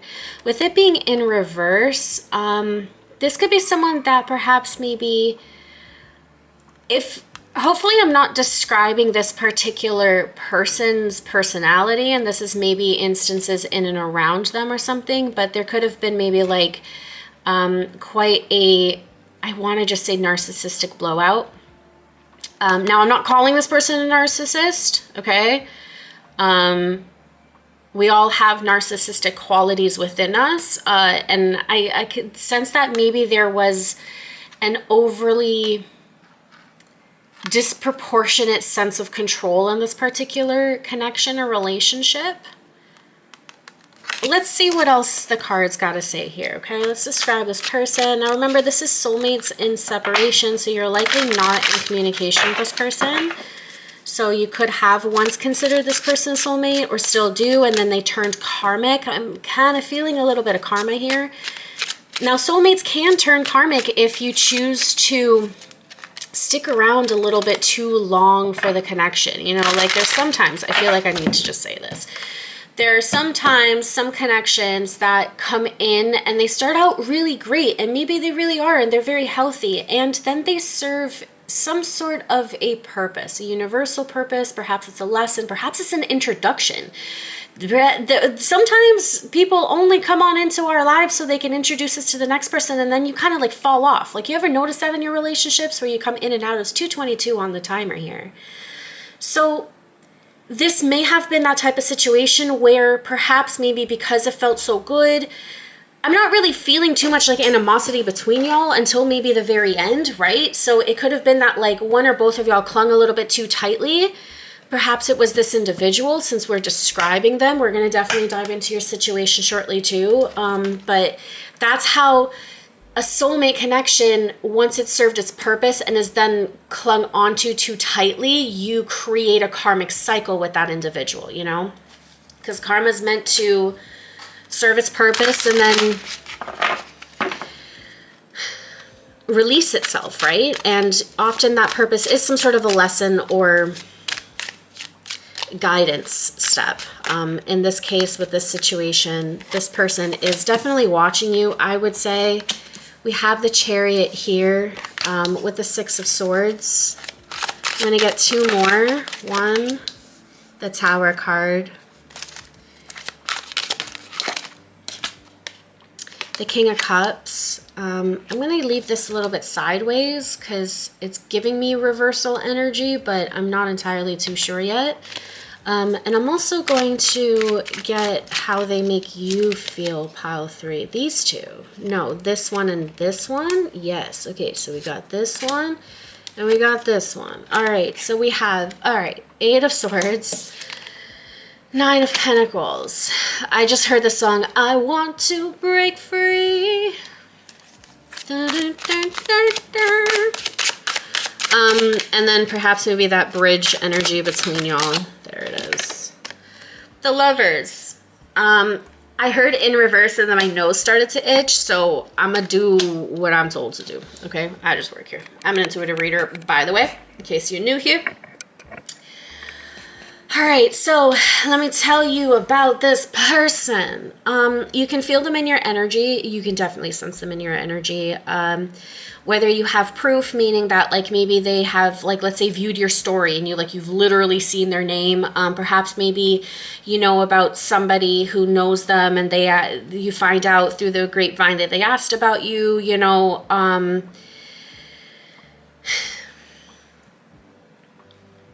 The Chariot here, for some of y'all, this person can kind of like drive by your area a little bit more, or maybe feel as though so long as they show up to particular places that maybe you once were, or I don't think that you're at a great distance from this person. Let me just put it in that perspective, you know, maybe like a couple cities or something, but like this isn't like an around the world type of a thing that I'm picking up here. And maybe they're hopeful of bumping into you. I just heard explain myself. So you be the judge of character, okay? Because again, this is a general YouTube reading. But you can gauge the sincerity, I hope, at this point of what this person really would want from you. If they want to maybe control your perception of them, if they want closure, if they actually want to do right by you and like try again. I think that instance will range between all y'all, and I'm sure we're gonna dive into plenty to help whoever is meant to tune into this one today. This is a little bit different than what I had expected, like most of my readings. I swear I say that all the time, but Spirit never fails to surprise me, you know? This is definitely something that fell apart. Perhaps maybe one or both of y'all, again, like kind of clung too tightly, you know, like what's crumbling, what's meant to now fall apart, what's meant to be done. There was like this attachment to this, like protection, like, no, we can make it work anyways. This could be someone who you were in a relationship with, who maybe like you felt as though, one of you felt as though, let me put in that perspective, that it's never actually going to go the distance. Like you're never going to end up together, right? The Lovers in reverse here kind of tells me that. It's like there's an imbalance of connections. Maybe two soulmates were to meet each other and then part, but one clung on too tightly while the other went away. Okay? Because at least for the person that I'm channeling into today, you want to be single. This person makes you feel trapped, contained, as though maybe you can't experience life to the fullest, you can't fly out. Maybe there's like I don't necessarily just want to resonate on any toxicities and stuff like that, okay? If that is the case, just please kindly know this person is definitely not worth reconnecting with by any means, okay? Protect yourself. And we're going to leave it at that. Moving away from any toxicity and narcissistic abuse or anything of that sort, right? Say this person just kind of loved you more overbearingly, you know, or didn't really know how to act. There seems to have been like such a deep misalignment based on like internal needs, right? I'm also hearing like values. Y'all could have been kind of like worlds apart, right? Like, you never really knew where to be. One of y'all were really grounded and were comfortable on a little island. The other one of y'all's are like dreamers and you want to explore the skies and galaxies, and like purpose was definitely served here.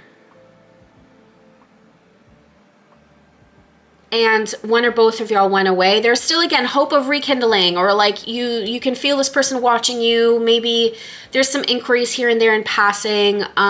That's where I'm not really feeling a lot of like animosity. But again, to a select few of you who are actually feel unsafe or something around this person, then just keep your distance, I guess is all I'm going to say. And I think you're... Switch the roles, if you will. And it might hurt your feelings if you're not this person, but like you might be like so happy and content from being away from this person and like not together with them anymore. You know, I think that like you're finding in a lot of abundance. You feel very freeing, really in tune with your spirit. You're building for yourself. You're incredibly grounded in yourself. You know, this is kind of giving me the energy of like a sense of personal freedom. You know, it's like the cage is now open and you can get up. That's not to say that this connection was absolutely like, you know, a waste of time or connection or anything. And like, I noticed that that's a lot of the reasons why people choose to stick around far later than their intuition or just circumstances allow, you know? It's like, well, we put so much time, like so many years went into this relationship and we built a house together. And yes, I understand that that definitely intensifies the soul tie, the bond, right? Even on a materialistic sense, if we take the woo-woo out of this situation. And if you know that something has run its course, you're only going to make the situations worse, you know, or worse, you're going to build resentment, or it could, in fact, just go down a road that we don't even need to marinate on, you know. And maybe, again, to a select few of you, it did go down that road. It got really ugly. It got really toxic. Y'all kept saying shit to each other. It was overly overbearing, over controlling, it was overwhelming to a degree of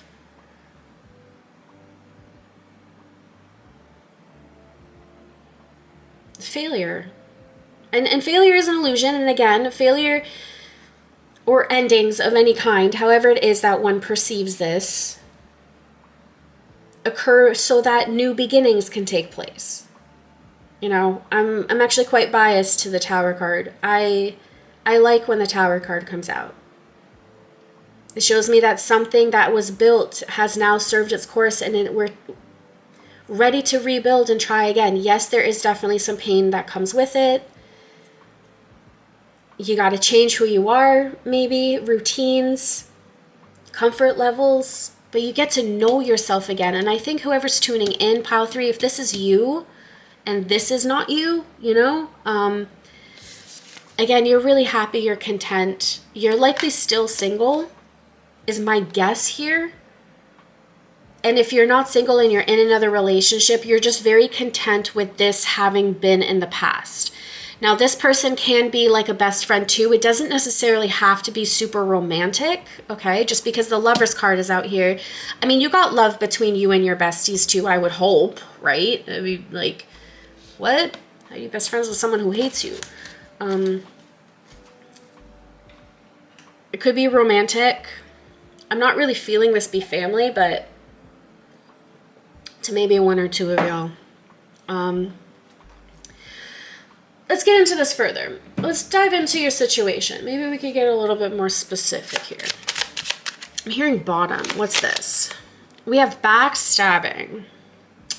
Heartbreak and pain, separation and loss, deception and lies, shocking attack. So this Tower card could have been an abrupt ending or decision.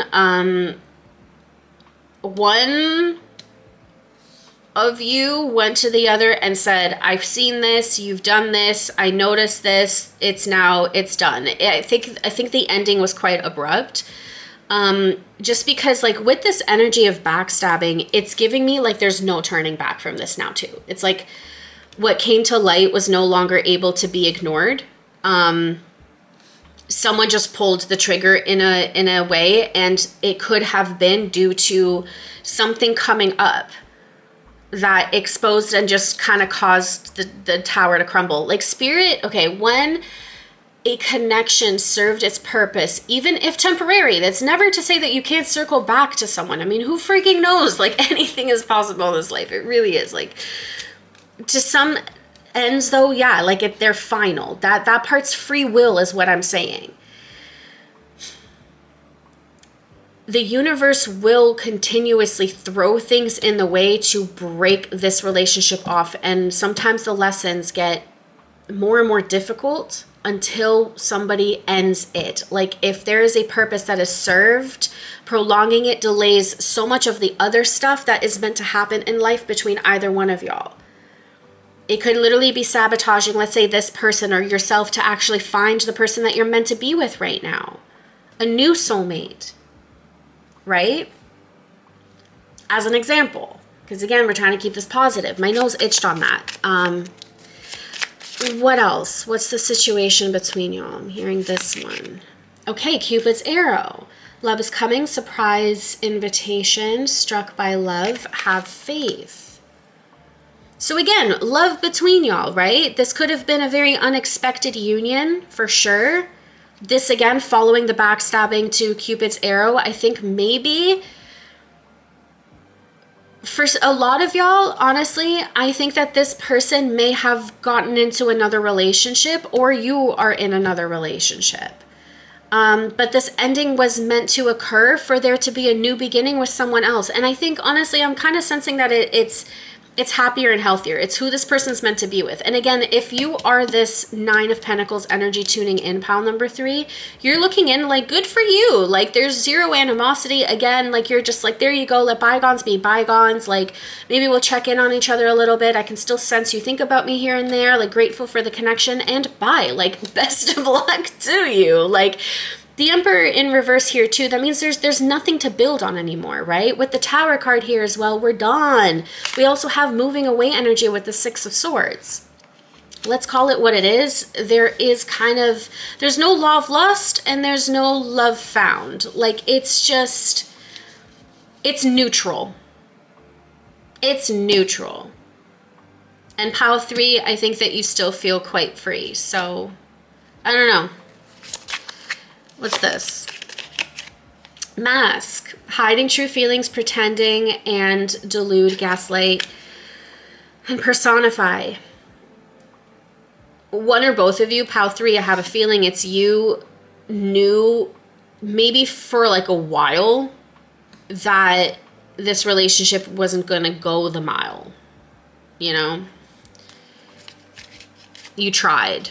One or both of y'all tried. I think it was just, the ending was inevitable between y'all, but to actually part, to have the conversation, to finalize it, I think that was that tower moment when one or both of y'all decided, okay, you know what, like, it's been a great run, bud. But we have old school, outdated thinking, conditioning, replaying events over in your head. So yeah, there could be some reminiscing here. I mean, at the end of the day, Pal 3, you're here for a reason, and this person's coming through for a reason.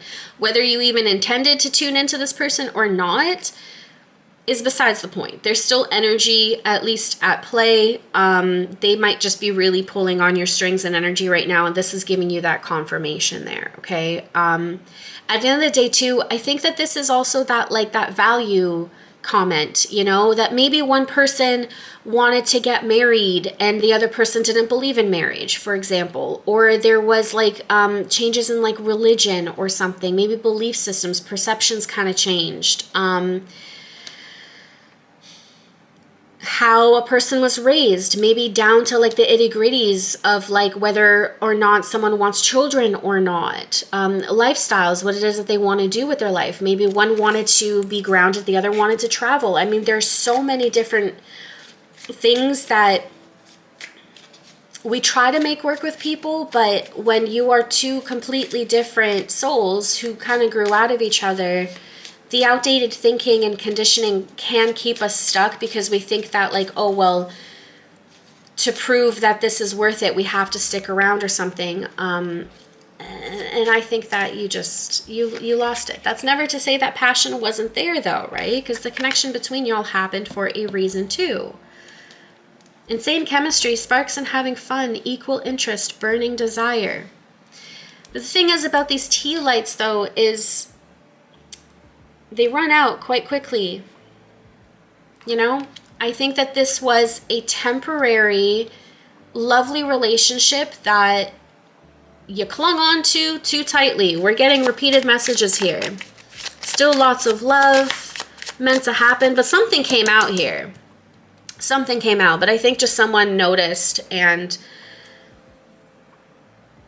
just said that enough is enough. Like, we got to stop fooling ourselves. And, you know, I don't know. We have addiction, codependency. Yeah. Obsession and restraint, possession and control, emotional block. So again, to some of y'all here too, this Emperor could have been very clingy. Closer to the end when we're really hanging on to like our last like grip on a person. Sometimes we get a little bit crazy, you know, we get a little bit assumptive. We jump to conclusions that overcomplicate and kind of push the person away inadvertently because the toxicity can no longer be masked, you know. That's never to cause blame on someone. I just think that, again, when souls no longer align, friction occurs. Outside obstacles continuously happen in order to move apart. Yeah. Anyways, if this aligns to you, we're already 20 minutes in, so you would have clicked off by now, I would assume. But if this is your story, let's now dive into what they would want you to know. What this person wants you to know. They could tell you whatever it is that they want to tell you. I feel like a lot of this is also going to be a confirmation for you.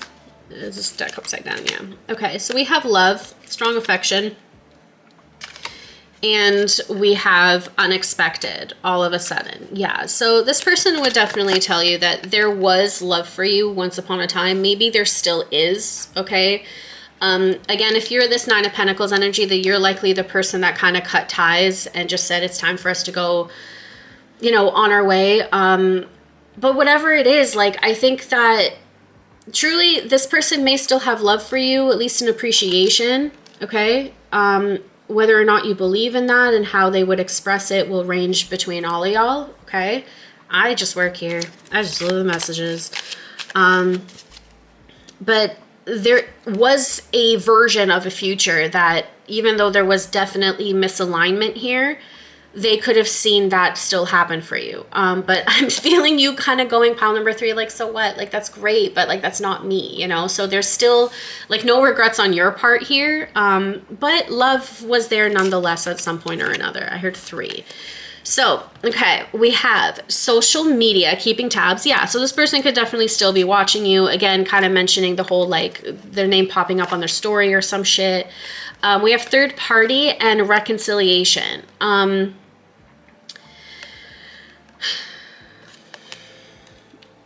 They could be in a relationship. They could allowed someone to have interfered, and maybe that's the backstabbing, right? And that you're just like, well, I mean, if we're doing this and we're already entertaining others, then like, what's the point? Reconciliation here, maybe they would want another chance with you here. I don't know. This is starting to get a little bit sticky, icky, and like messy and stuff. Maybe a third party situation, an ex-girlfriend, a current girlfriend, boyfriend, whomever, husband, whatever situations y'all are in. Maybe they're keeping tabs on you as well to see if there is some sort of like a rebuilding, because like for like 90% of you, let's call it, okay, that are tuning in, this breakup was quite, what's the word, amicable.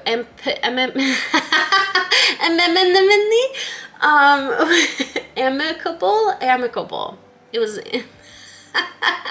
oh my goodness, when Mercury starts going retrograde, sometimes it impacts me like severely, but most of the times I just forget words and how to pronounce things, and yeah, so amicable. Anyways, that was fun. I'm a Mercury in Virgo, by the way, if that explains anything to any of y'all. But it's kind of a big question mark as to how it is that two people who clearly had a lot of passion and, like, you know, there was love, I think it was evident, could have just parted ways without actual animosity or chaos ensuing or whatever, you know? I think for the most of y'all, things got bad kind of behind closed doors. Again, we're removing things like abuse and stuff. I just mean shit just not working out, okay? Like, how could you just part ways and, like, not keep tabs or not want them anymore, or, like, whatever? Like, was it really, truly love if you're choosing to walk away from someone? And, like, the answer is fucking yes, okay? I've been the 9 of Pentacles and stood in that energy where it's, like, sometimes you fall out of love and like with somebody. Like, it's okay. You know? Maybe there was love there, but there was never any in love. You know? It was short lasting, perhaps. It was comfortable. It was fun. It was great while it lasted. One person, I think one of y'all got deeper into their feelings than the other. And eventually there was signs of codependency, for example. Signs of constraint, whether metaphoric, hopefully not too literal. And I think people are kind of confused. They're confused. They're like, what do you mean? Like, I don't know. I think people don't understand your breakup too, which, like, it would be a great thing if y'all kept that shit off of social media, you know? Because, like, people can make up their stories and interfere all the frig they want. Like, you don't have to contribute to that, you know, but that's just my own personal stance on that.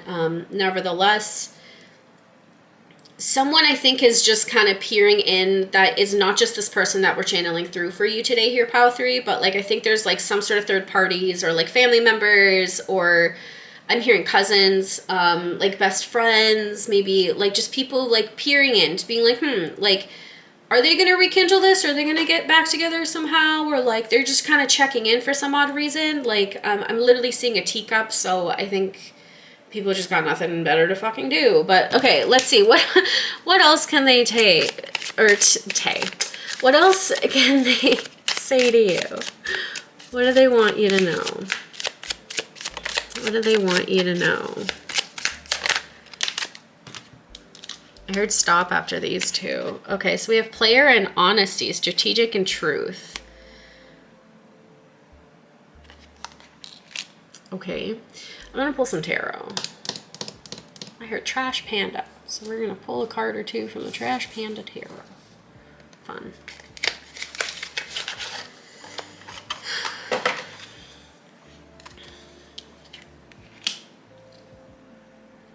I think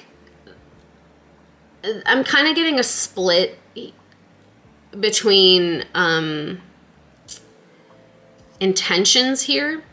Some people could be really playing the game narcissistically. They want to win you over. Again, there's something about wanting to have control over a perception, whether that be your perception of them, other people's perception of this relationship or something. They want to have some form of a control, so they're playing something well.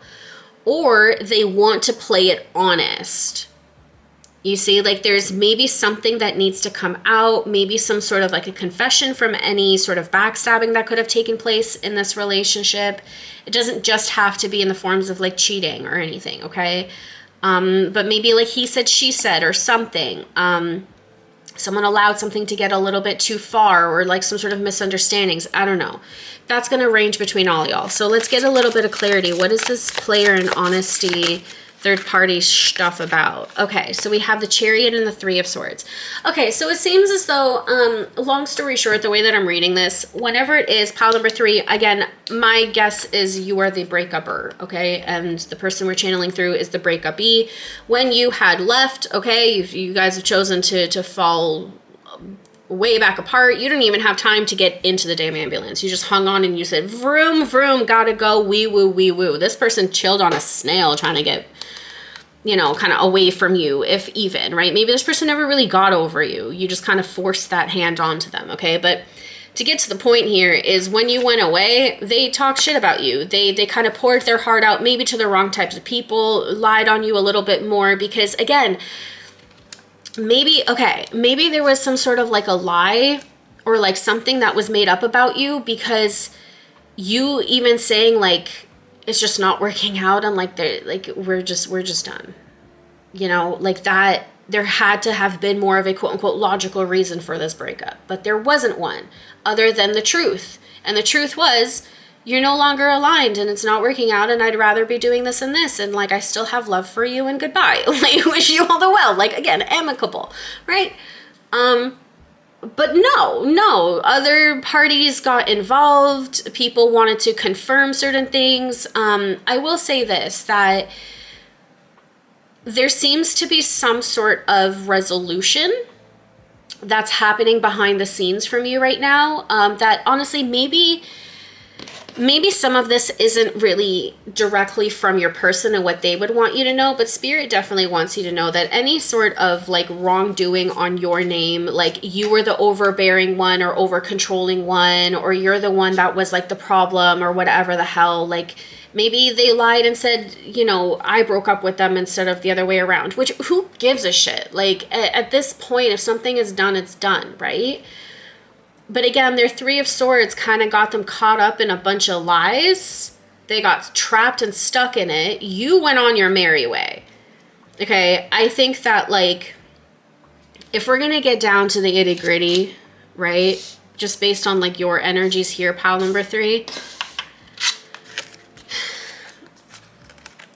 You found a sense of freedom and knowing within yourself that like no one can take away from you. And so a lot of this shit was just background noise that you yourself have already grown out of. We're going from the 8 to the 9, you know? The cage is already open here, and yet you needed time. It's not like you were completely heartless. Like, you too had to go through a process, but again, I'm pretty positive here that pile number 3, you just identified a loss where there is one and made the best out of your situation.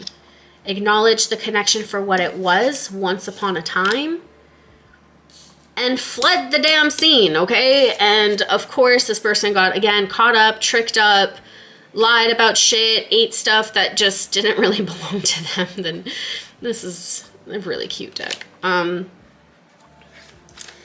And now the truth is coming out and it's getting cleared, okay? Because what is also really pulling me about this honesty card is the fact that they used an owl, okay? This is very spiritual. So whatever naysay on your name, okay, any third-party interferences, people cheersing to the loss of you or a lie about you or like laughing on your name falsely and stuff like that, you know, I think they're now biting their tongue and realizing what was really the truth about the whole matter. And they're looking at you differently too. Because I think that this conversation is greater than just one person. The other contribution to this intuitive kind of plunge that we're taking here is so many people are attached to the string. It's like that broken telephone game, you know, or I don't know, a cup on a string.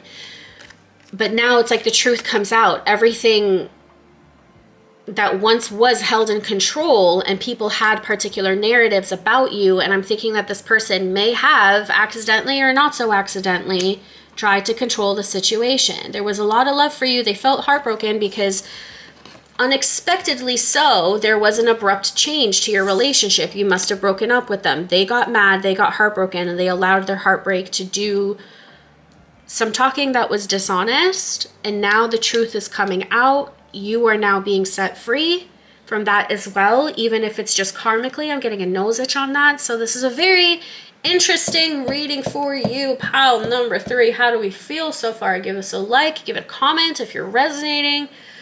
Let's dive into what they would say to you, but I don't really want to do that.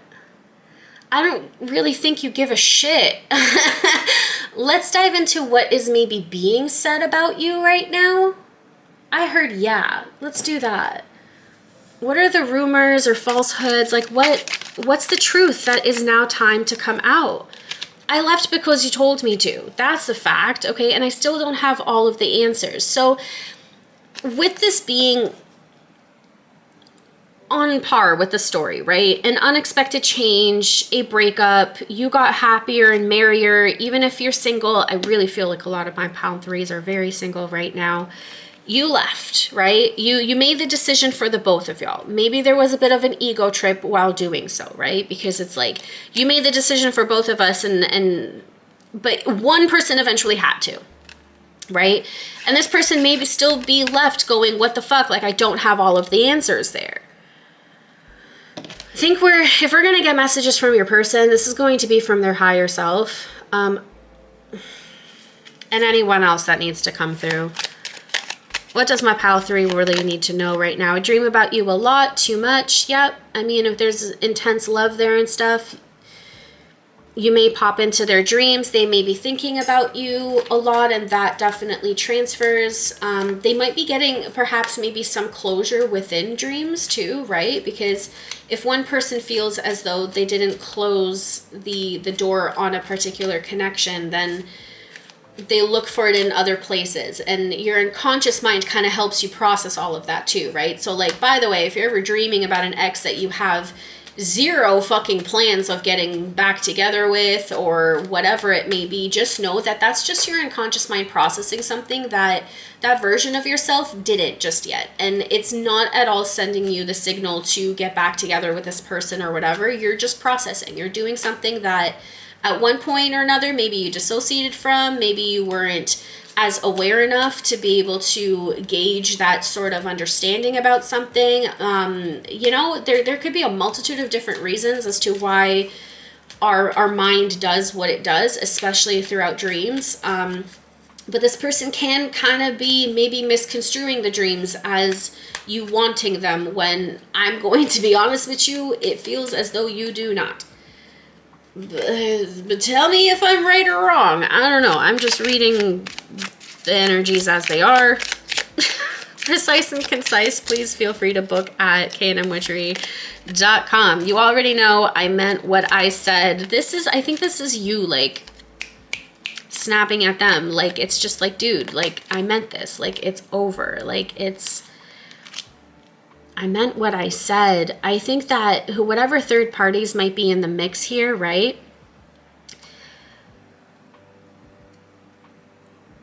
I just heard, like, you can't handle the truth. Like, I think that, like, you just shooketh everybody. Maybe this person's quite a catch, you know, and you're just like, well, I had my piece of this pie and I realized I don't like lemon meringue.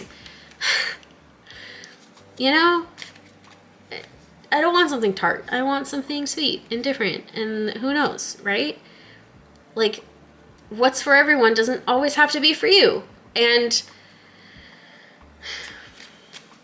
I think that this person already knows that you have moved on from them, that you're happy with this decision, that you're happy with how even things ended too, for the most part. Again, not every single one of y'all, but for a lot of y'all, you're just like, it is what it is.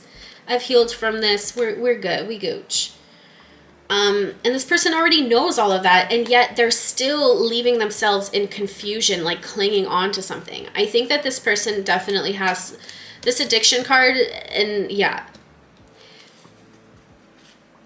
even if it's untold, maybe even people around them are recognizing that this person still kind of talks about you, is still addicted to you, still hasn't fully gotten over you. And so they're keeping tabs to be like, are they going to get back together? Like, you know, but this person seems really over you. So what the heck is really going on here? You know, anyone watching you, pile number 3, is recognizing that you have moved on. If you are not yet in a relationship, they could maybe be looking out for that, to be like, who are you talking to? Are you with someone? Because I feel that, like, should you get into a relationship, that would really confirm a lot of these maybe delusions. Maybe this person is telling people that, like, you are still gonna get back together, you know? Like, maybe that's the lie, that you're like, yeah, this is just temporary, we're on a break, you know? Like, it's not really over, and like, but it sure is. I think it's been a while for a lot of y'all, and you're just like, no, like, the flame, you know, and maybe to whoever this applies, maybe it was intended to be more short term, and then in the process of your break or whatever, you realized, hey, I actually am enjoying this single thing. I am enjoying living a life, doing different stuff. It doesn't always have to mean that, like, you're being promiscuous or whatever. People have, like, a complete mixed connotation around being single and actually enjoying yourself. It doesn't mean you're out there being a freaking whore, you know? You're just doing your own thing, reading books more, going to places that you've always wanted to that never could. You're prioritizing yourself in ways that you hadn't allowed yourself to before due to XY reason, you know? People could just be happy being with themselves. But this person and other people around them find that incredibly difficult to believe about you for whatever reason. You are definitely... Yes, there is someone else. There has to be, though, right? Like,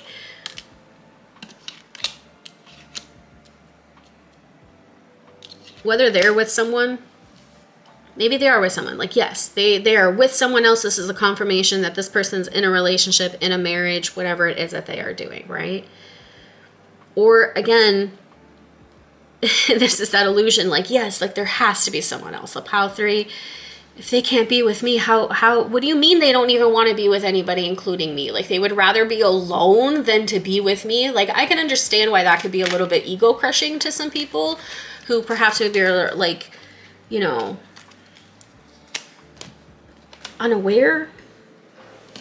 I'm trying to be nice here because, again,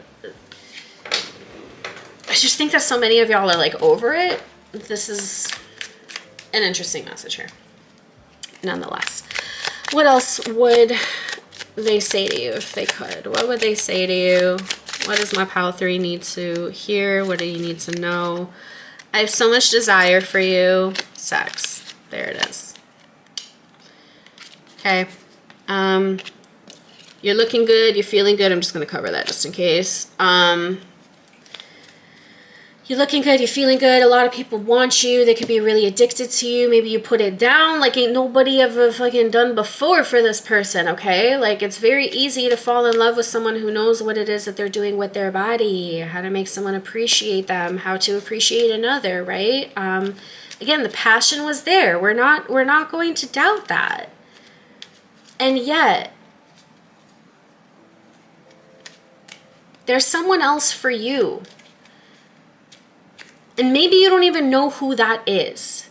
Again, it's difficult for me to speak for absolutely everybody tuning in to a general YouTube reading, but if you are this Nine of Pentacles energy that I keep alluding to, you are most likely very single, you have your eye on somebody, or you have your heart and soul on somebody that you haven't yet met, but you feel them, you know that they're meant for you, and you're like, yes, there is someone else. There's someone else for you. There's someone else for me. Okay? And this person, they still desire you. They find it impossible. Like, I'm kind of feeling also like where this sense of control could come into, maybe they wanted you to love them so much that they were willing to do anything. And maybe they did do everything. You know, we do crazy things for love sometimes. This is not me at all passing judgment or anything. I've been there too. Ooh. Like, you would do anything for love, but I won't do that. I won't remain in a relationship with someone that I know in my heart I'm not meant to be with. Well, who is it? Right now, it's just me. Right now, I think y'all are just very single. And this person that you're channeling through and people around them are very confused, likely because their own perception of this breakup, this connection is misunderstood. To be honest, I think that to some degree, I don't even want to say like, you know, like you out-evolved them or like you grew out of them or whatever, that like there's like levels and layers and it makes someone better or smarter or more spiritual than the other, because that's not true. It's just a misalignment. You grew different ways. Same levels, different understandings, different pathways, like the game of life, you know? Like, you choose whatever it is that you want to choose, and what it is that you wanted to choose for yourselves just differ in some way. It doesn't have to mean it's bad. It doesn't mean that there isn't any love here, but I am going to say that pile 3, if you're tuning in, you just I don't want to say you don't care anymore, like you're completely like whatever about it, but like you don't hold any regret, you don't hold any cords with this person, but they sure as hell do with you, and they're hopeful. I will tell you that. I will tell you that.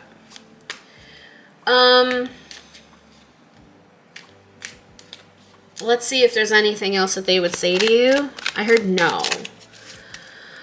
Okay, so perhaps let's dive into any action steps that they would take, because slow action is one thing. Maybe they're hopeful.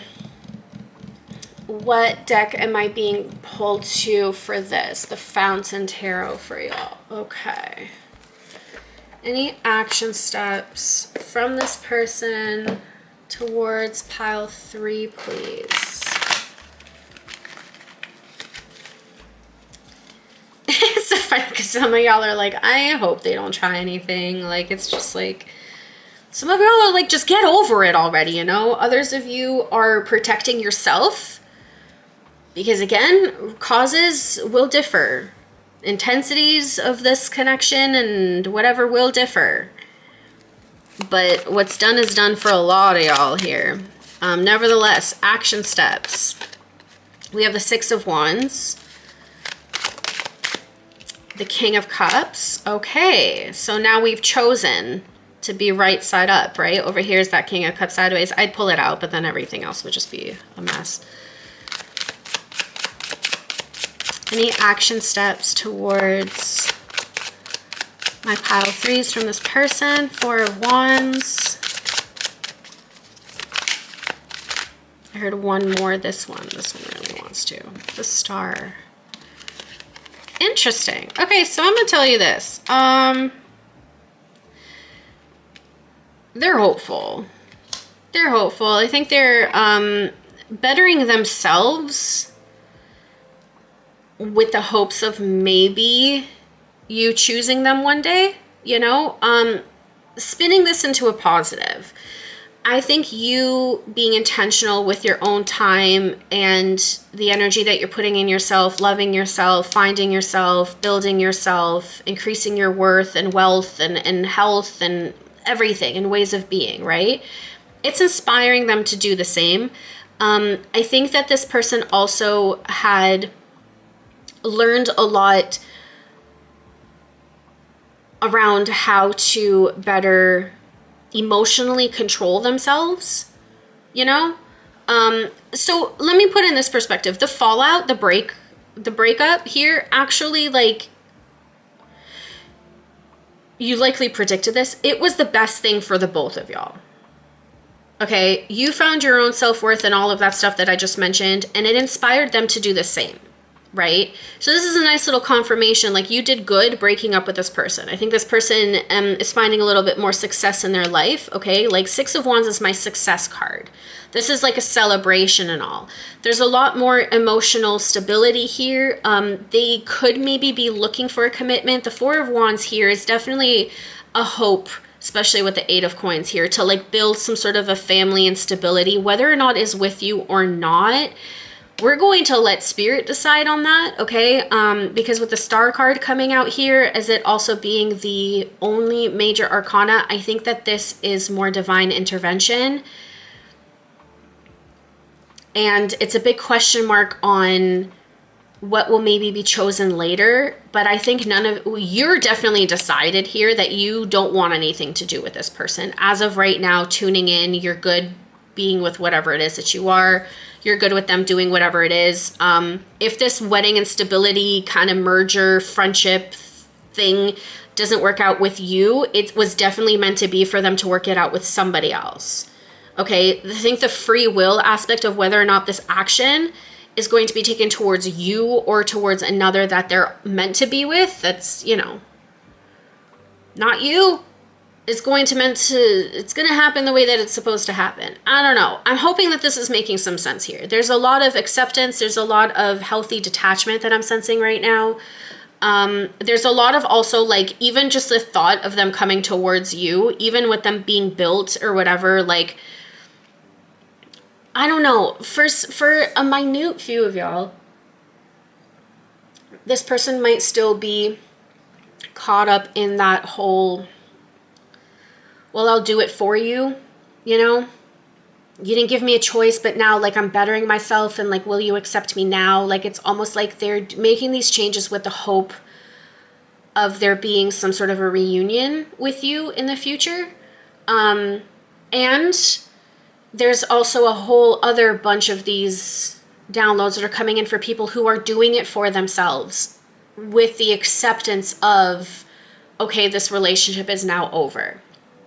It's been very wishy-washy here. I think to certain degrees, this person, the soulmate of yours, wants some sort of a connection with you. They're willing to look at all of the details, to compromise with you, to grow with you. But either way, with the Star card here, you know what? We're gonna do something a little bit different. We're going to use the Crystal Ball Pocket Oracle for you. Okay, and we're literally going to ask the question, will you and this person get back together as of right here, right now, this moment in time, tuning in? And again, anything can change based on free will, karma, your own free choice and everything. Will this person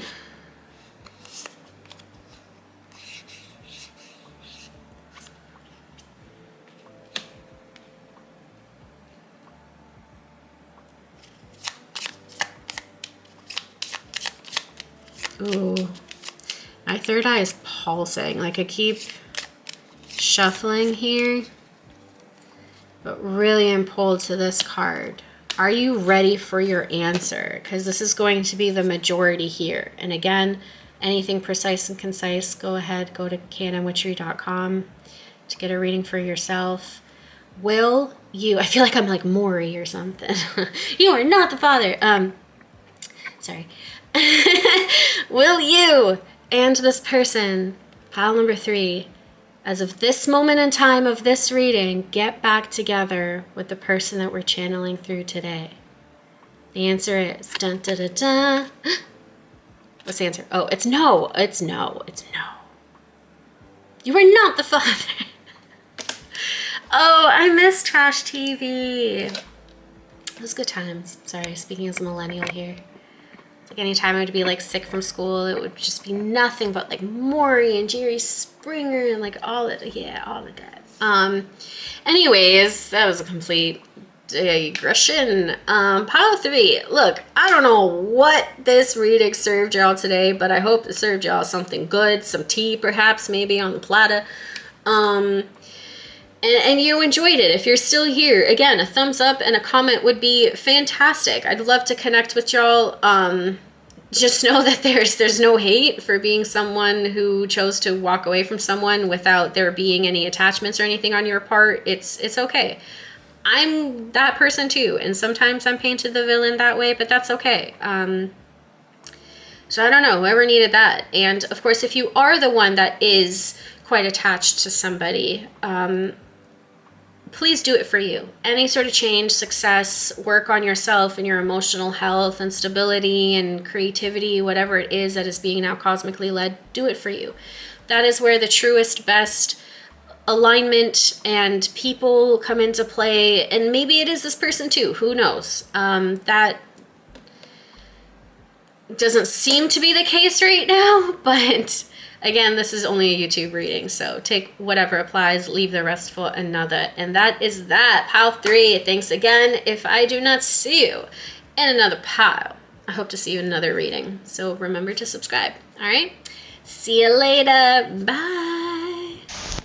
Hello, what's up? What it do? Pile number 4. Welcome to your reading. Happy to have y'all. We got one card in front of us for this pick a pile. We're about to start shuffling on in. And for those who are curious, I am using the Tarot of Mystical Moments to start.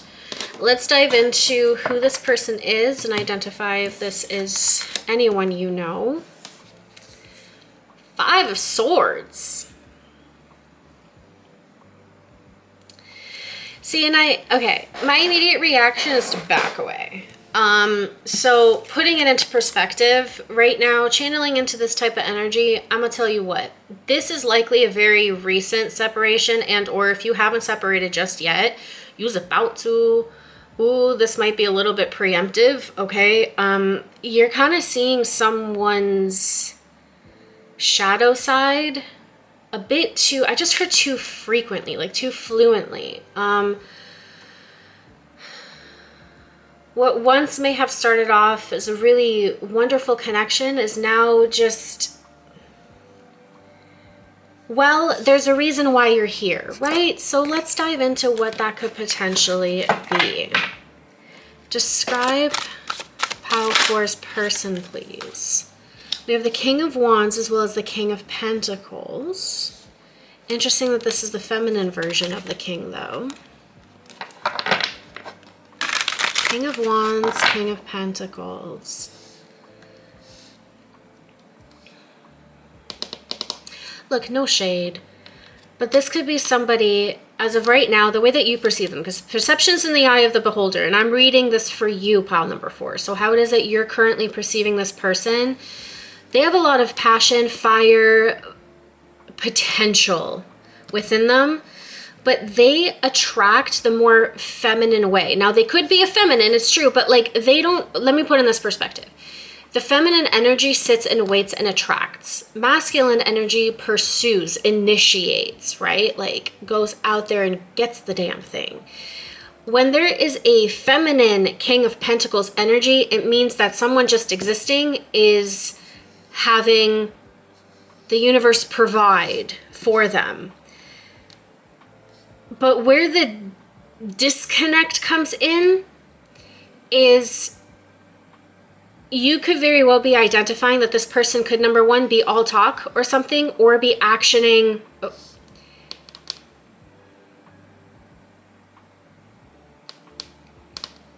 They're actioning all of the different types of ways in order to receive without actually putting in too much work. What? Okay, hold on. Or no. Okay.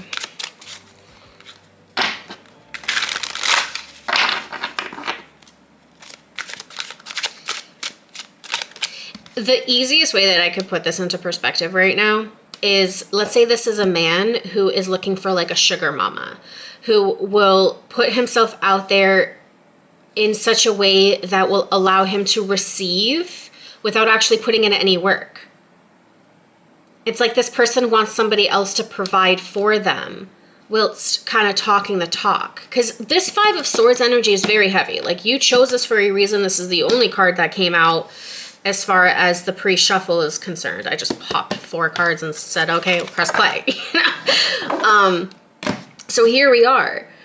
Five of Swords, you were seeing another perspective of someone that can no longer remain hidden, or you're seeing this person in such a way, and it is, honestly, I'm feeling a repulsion, a bit of a turnoff. Maybe you were the person that kept providing for this person and kind of feeding into a false, I just heard a false start. Like, you know what this person is capable of, and yet they keep kind of falling short on something and almost like expecting things to come their way. And like, again, it's more so that feminine energy way that like just the existence will allow you to obtain what it is that is rightfully for you. And that's obviously, it's a great way to live. I live that way, okay?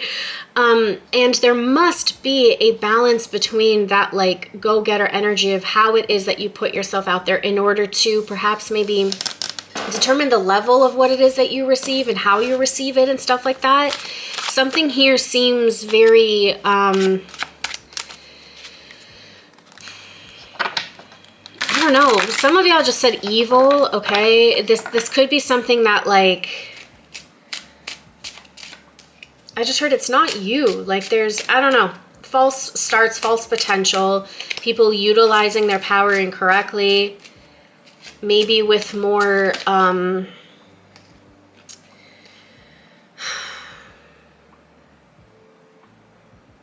like ill intent, perhaps, or maybe they're using very disloyal or inhumane ways of obtaining certain things too. I don't know. Anyways, what else can you tell me about this person? This is interesting what I'm picking up right now. And again, it doesn't make them bad or whatever. It's just you're looking at them sideways too. You know? We have King of Swords. They can really talk the talk. 6 of Cups. And yet they're in dream world all the time. There is an interesting inactivity energy here. And there is some action, but this action is questionable. Like, are you marching too highly to the beat of your own drum that like, I don't know, there's a little like Delulu mixed into this. What's this? The 7 of Swords. This person could be acting often out of insecurities. I don't know why it's giving me Leo energy. So there could be a Leo involved in one form or another. Don't sit on that though if it doesn't resonate. We'll move on. This 7 of Swords energy. This person has, again, there's a big... There's a lot about this person that you're perceiving as potential. And you're seeing them for what they truly are right now. And that is exactly that, potential, not reality, not someone whom is actually willing to move that potential into a plan, for example, you know,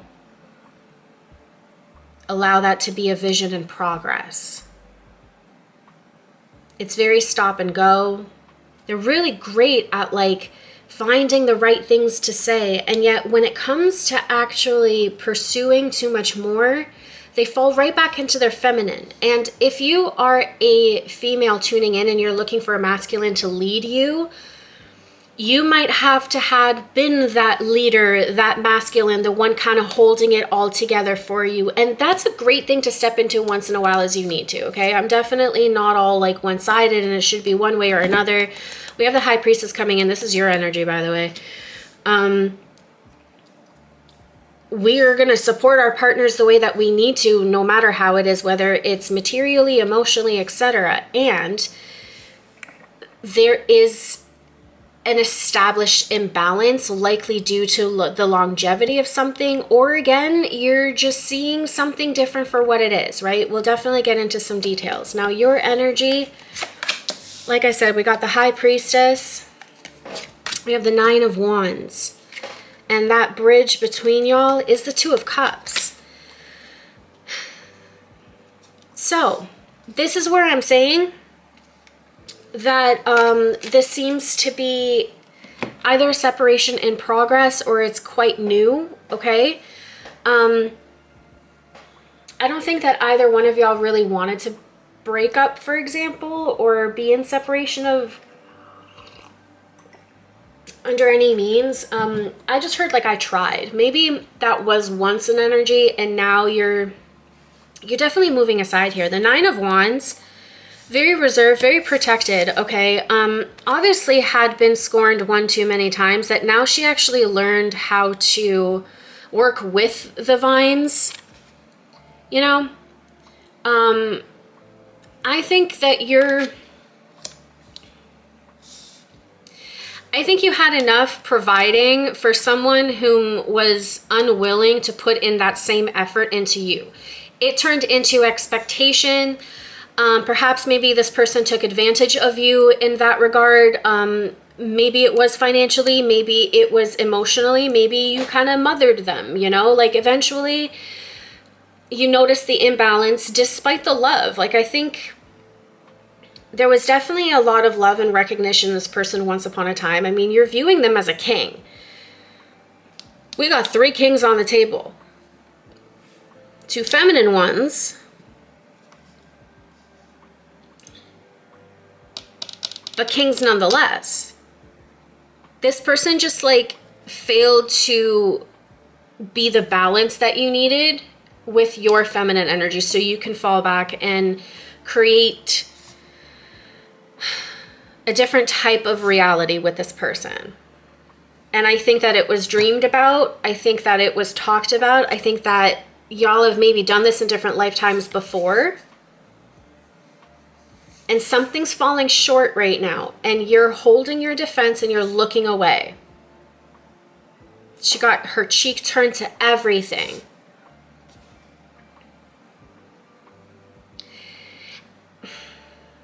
It's very interesting that I'm picking up on like energies of a lot of people reclaiming back their power or noticing the imbalances within relationships and having the maturity to walk away.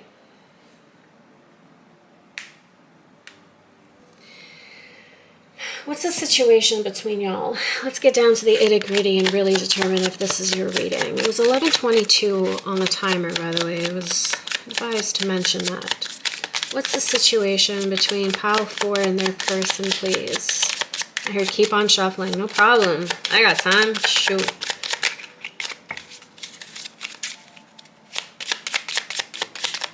Situation, please, between Pile 4 and their person.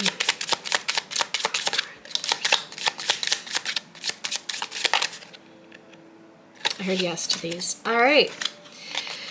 So we've got wedding rings, union and marriage, soul connection, everlasting love, devotion. We have death. The relationship is over. No second chances. Grow and transform. What's dead is dead. Not today. Boundaries and hurt. Avoiding conversation. Not dealing. Still upset. We have blowing kiss and the chaser, unconditional love, giving and receiving, fairness and love, affection returned, fear of abandonment, chasing codependence.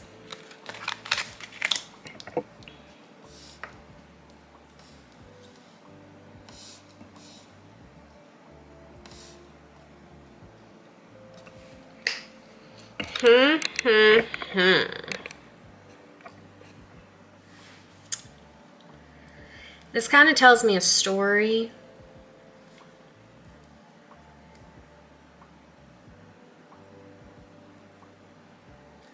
Of someone who fell in love with potential. And that's a reality that stings. When you really notice that someone is not who they say they are, who you fell in love believing that they could be. Because I'm definitely sensing that there is still love and admiration here, okay? We can talk maturely right now and still hold accountability for these energies without getting spiteful or speaking any ill will or nothing. Again, there's unconditional love, like a wedding rings coming out here. But there is a big, it's almost, I'm hearing ultimatum. It's like if someone is unable to show up and be who it is that they have the potential, that the destiny, whether it's, you know, hearsay, you're gone. Someone's out of here. I'm just hearing like I'm done chasing. Someone's saying no more. And it could be you, Pal 4. With the High Priestess here, 9 of Wands, you're holding your own. The High Priestess doesn't chase, she attracts. Period. All of that wisdom inside her, people will find her. There is no requirement for marketing with the High Priestess. People will dream of her when it is time to connect with her. You're holding that energy. You're speaking with the divine, Pile number 4. You're holding your own. You're holding your own boundaries. And this is likely leading to an ending to a relationship that you really hoped would go the distance. Like you probably saw yourself at one point marrying this person, having kids with them if that's your thing, a bunch of dogs or cats out in the city or the country, by a beach or in the forest, like wherever it is, like you guys planned it out.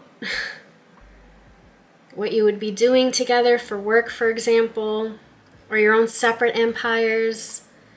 There's a lot of that talk, and yet this person fell short into a daydream, falling into holding themselves back and just thinking about a good time, really talking about a lot of it, accepting what it is that they need, likely even from you. I'm kind of sensing that for a lot of y'all tuning in.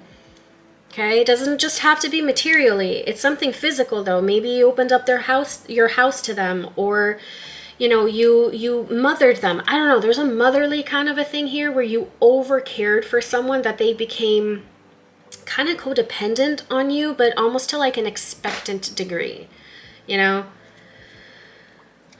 The King of Wands is very, what's the word? Like suave. Like you can get what it is that you want. You know how to move and talk the way that you gotta move and talk, you know, to do that. But where's the grounding? Where's that masculine sense of safety and protection? It's fleeting. It's expectant. And that 5 of Swords energy, maybe this person has been saying some things to you that are very unkind. Because I'm getting the sense of like, I can't believe he just said that.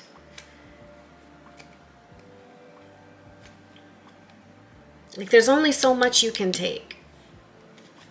And again, we're not condoning any sort of abusive connections or relationships. Please seek help to whomever that may apply. And please do not seek that help with tarot readings online, okay?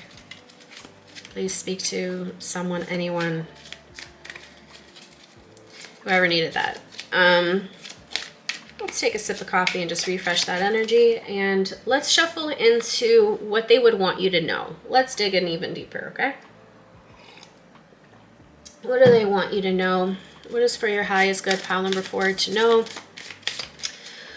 What it is that they want you to know. What does pile 4's person want pile 4 to know?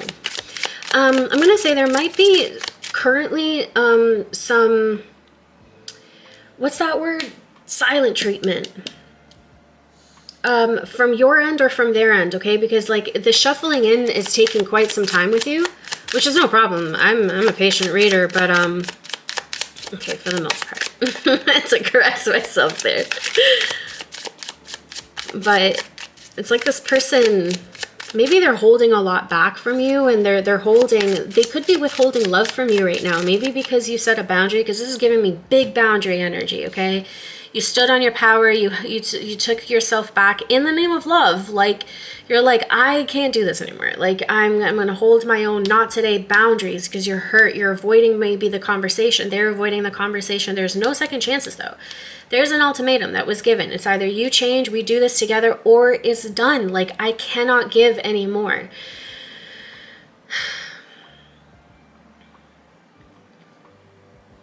And now there's just silence. There's like a disconnection. Like I'm saying, this feels like a fresh wound. A fresh separation. Even if it was, let's say, a couple of months or something, right? Or even if it was a couple hours to a couple of days. Maybe you're really thinking about doing this thing and you're tuning into whatever aligns with you to get you some sort of direction. Maybe this reading will be it for you. As always, though, precise and concise at knwitchery.com, okay, for something that I can help you with one-on-one versus a general reading. But first card out, we have karmic relationship and toxicity.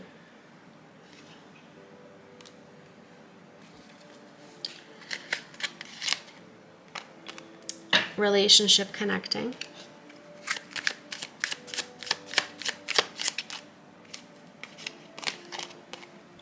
Love, strong affection.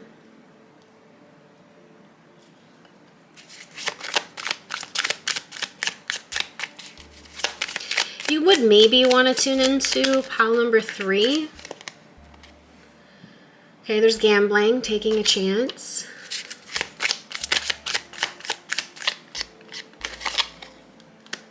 Twin flame. You could resonate with that. Oh, what's this? Intuition, inner knowing. Yeah, okay, pile number 4, y'all are really intuitive, so please lean more into that. Just because someone is your twin flame or a higher level soulmate or any other title you give them, even if you give them a husband as a title, if there is a marriage that is involved with any one of y'all, okay, that never condones disrespect, definitely no abuse or violence of sorts. But also when people take advantage of you or anything like that, that doesn't make it okay. It doesn't matter who you are. This could be your own child, okay? Not in this necessarily circumstance, but I stand 10 toes down on the statement that you should never accept people treating you like shit, no matter who and what role they play in your life. And that especially holds true for twin flames.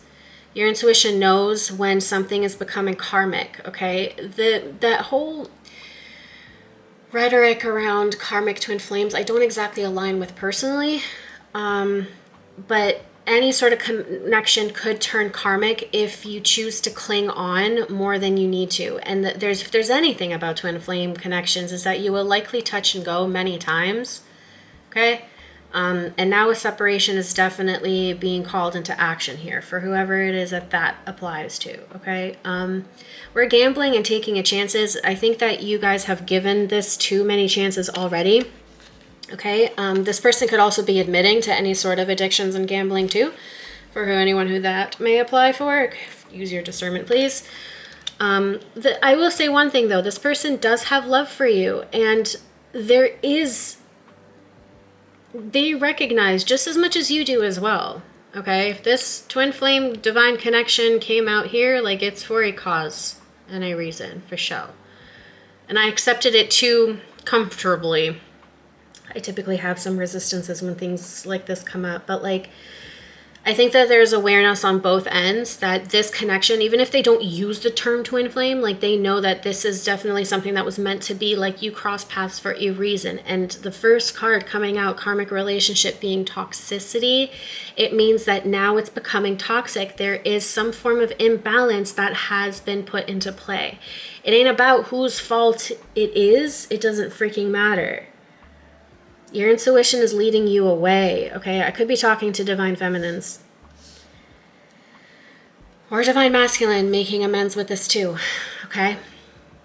Maybe this is a woman, like a feminine energy that is sitting too deeply into her feminine energy so much that she's not matching that masculine inner. We are all made up of both. We have an inner union, so to speak, okay? Masculine and feminine energies lies within us all. And throughout the human experience, we are to find balance within both, even if we lean towards one more than the other based on our core frequencies and programmings and all of that shit. And the point is, there is an imbalance here within somebody, and it is causing an imbalance within another, and separating the two could in fact be a catalyst towards internal balancing and union, because that is ultimately what twin flame connections kind of do. They're a catalyst of things that we need to change within ourselves. So if you're tuning in and you're really disappointed and you're angry at this person, you're judging this person, there's also a part of yourself that you're disappointed in, that you're judging, that you're, you know what I mean? Like, it all kind of reflects. It doesn't have to be so black and white though. There's a lot of gray spaces here. And of course, every single person's situation is going to be different. Nevertheless, you got to listen to your intuition. If you needed a confirmation to leave a situation, go. Stop hanging on to something, okay? Because if this is also something like a twin flame union, that separation is nothing but an illusion. Even if you end up working it out and coming into union with someone completely different, a higher level soulmate, there's still going to be this red string of fate between you and another person. But that doesn't also guarantee, let me put that out there, physical union in this lifetime. Maybe your karma is to walk away from each other. Maybe that karma is temporary and you are to learn something separately in order to grow together later. But being together is only worsening the state. You gotta let go of the reins. I'm likely talking to the chaser here. Hanging on to something, you know, even with the resistance and perhaps maybe built up resentment, I'm feeling too. Because how much more can you freaking take, man? You know?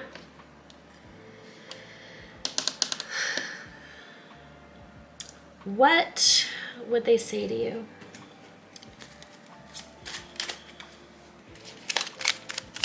What do they want to say to you? Wait. This can be a little bit selfish, okay? And I'm hearing at least one of you saying, I'm done waiting. Now is not the time. Think before you act. So this ultimatum is definitely holding high and true. Maybe it was both ways in some form or fashion. Meaning that like one person put down an ultimatum, the other said, all right, well, here's mine, you know? And you guys are both kind of like, I'm getting like that Western kind of feel where like two people kind of draw their weapons and they just stand there and like, who's going to shoot first? Like you gotta, you know, it's one of those, I don't know.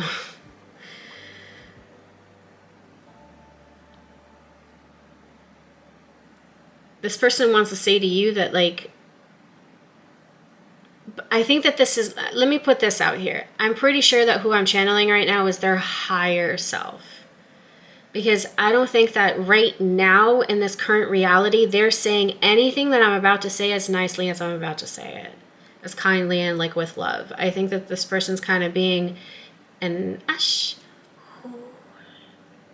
And you probably are right back. Okay? I mean, it's feeling toxic. It's feeling like, you know, there's only so much kindness that can go until someone kind of speaks without really thinking so much, you know. But now Now it's like, if you leave, like it's gone for good, you know, like we're done for good, right? But that being said, there is this like deep soulful yearning to be like, okay, like right now is not that time. And maybe this person's hoping that you would wait for them or something too. That could be really selfish. That could be kind of narcissistic too. Not calling that person a narcissist. It's just, we all hold narcissistic traits. Okay. Whether we act on them differs per person, but nevertheless, this person just might have this like expectation over you. There is also an addiction here, okay? I'm addicted to you. They might think that this will inevitably unite. Maybe y'all have been touch and go on and off for quite some time. So you take a gamble on and off this relationship over and over again, because you guys are both probably addicted to each other. But eventually that dopamine turns into cortisol. Y'all are just addicted to fighting with each other, because if you're not fighting, that means you're not together. And sometimes that is like a painful reality of like, holy shit, like it's over. We got, yeah, nah.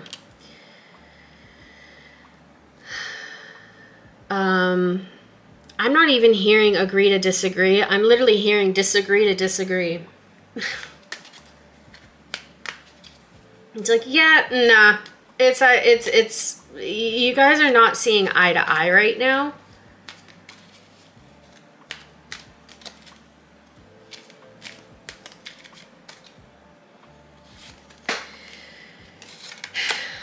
There is also, I'm too afraid to talk. So when it comes to actually being vulnerable, being honest, even their higher self is having difficulty grounding into this reading right now. There's a lot of ego in the play right now, okay? The ego is designed to get you feeling safe, even if it means belittling you in order to stay put and frozen, you know? When we're so addicted to like the fight and flight, like that cortisol freeze, if you will, you start conjuring it up, even unconsciously. And it seems as though there's too many limiting beliefs in play right now that are refraining this person from actually being real with you, from initiating anything. They're just waiting for you to. Maybe you've been fixing this whole thing, whatever it is between y'all, personal details aside, I'm sure. But you've been doing this over and over again. You've been giving so many chances over and over again, like taking a chance, like how many I'm hearing? How many more? What else do you need? You guys could have like an Italian kind of like a thing to it, or just really talk a lot with your hands. You're all just loud ass people. Takes one to know one. No judgments there. Anyways, I want to get you drunk. This person maybe wants you to like let go of some of your guard. Okay, let go of your inhibitions. But you're holding your own. You're holding your own. Your boundaries are set up high.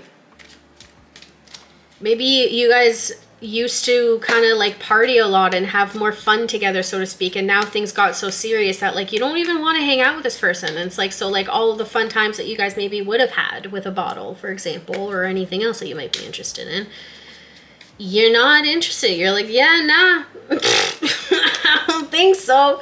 This is mirrored between y'all too. Honestly, I'm gonna call a spade. You mirror a lot of this person's energy right back to them. I just want space out here came out. You're mirroring this. I think that both of you, on a soulful level, intuitively, okay, inner knowing, you know that there is now a space required. The thing is, though, is that like this person that we're channeling into for you today, pile number 4, is so deep in their feminine that you now taking back and standing in your femininity is causing nothing but stagnancy, because they lack that masculine energy, that force to actually pursue.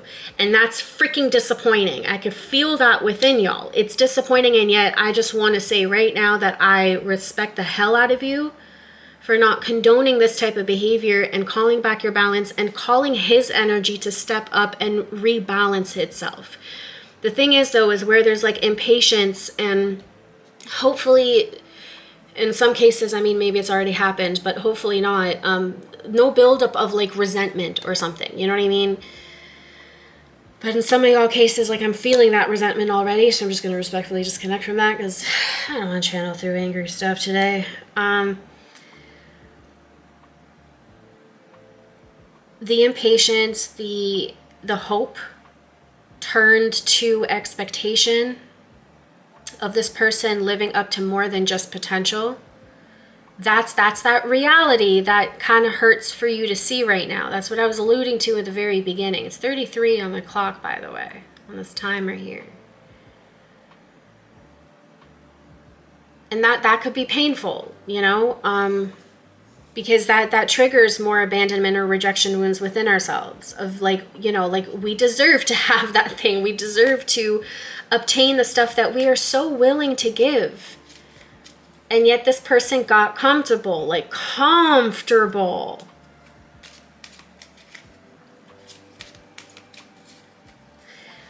What does this person want to say? I feel the same way. Yeah, this just confirms that mirror. I feel the same way. The love is strong between y'all two. It's just, again, the imbalance of who caters and gives what, who protects what, where is the ebb and flow. You know, there's more give than there is take. Eventually that imbalance, it causes a faltering. And in this case, this, like I said, it's a very new separation, if not one that's about to, yeah, I am coming, trust.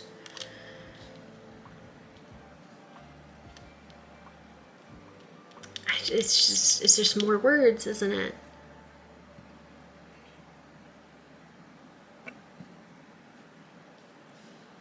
I think that you, to some degrees, pile number 4, whether you want to admit it or not, I'm just going to call it as I'm feeling it right now, in the majority of you, you do hold that trust. And yet you're just so tired of being disappointed. What's dead is dead. Like, how many chances? So them saying to you, like, I'm coming, just trust me, just wait for me. Now is not the time, but it's all very contradicting energies throughout. It's like their higher self keeps wanting to come through, and maybe this is it talking to you. And yet that higher self, without being grounded, initiated, facilitated through, utilized, it's just potential energy. It's just an idea. It's just words. And that is damn disappointing, because I'm feeling that disappointment within you, pile number 4. So my bad for bringing this out to light, but like, hey, y'all tuned in for a reason. So please like, subscribe if you are still here, and comment your resonances down below if you feel open to it. I'd love to connect with more of y'all. Let's see, what would this person say to you? I'm in so much pain. I think some of y'all are very obvious to this fact.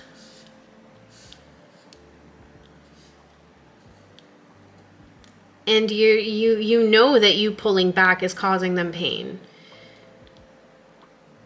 It's causing you pain too. This is mirrored. This is definitely mirrored energy here. Twin flames have this very interesting way of being able to like sense each other. Even if they're not in the room, hell, you could be oceans apart, and it's like you tune into them.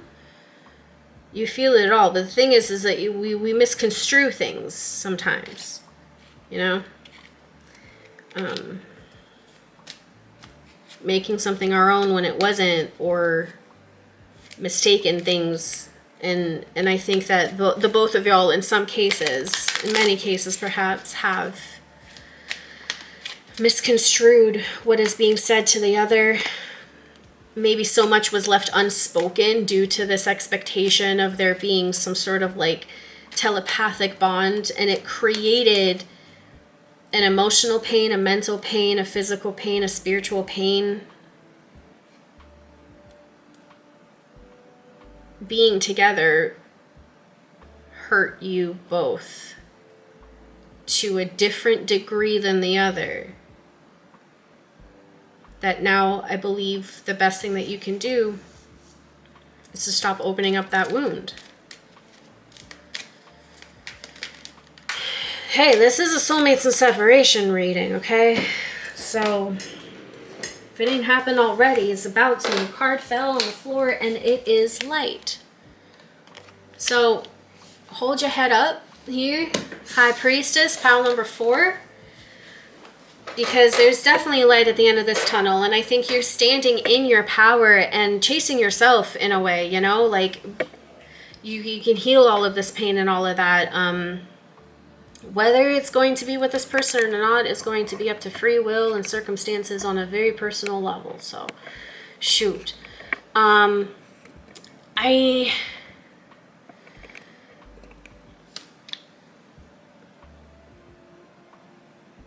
don't want to peek into their action steps. I want to peek in some advice and action steps for you, pile number 4. Yeah, that sat right with my heart. Because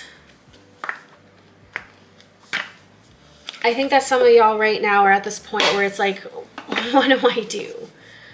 You know? You have an idea, you have plans for yourself, and now it's like you have to like recreate everything or even begin to start imagining things for yourself, so much so that like you never thought that you would be in this position of not doing it with this person. And that's an ouchie. So hopefully let me help answer some of those questions for you. Okay, what are some action steps and advice for pile number 4 to close off, please? What are the next steps? Next action steps and advice. What do they need? Okay. We have Oceanian. Oh, I'm so sorry. I mispronounced that. Okay. We have grace and we have tolerance with Thrive Briety. Briety? What, can I read? Apparently not. It's a very beautiful deck, by the way. But to offer yourself grace, let's start with that. Okay. You're going to have a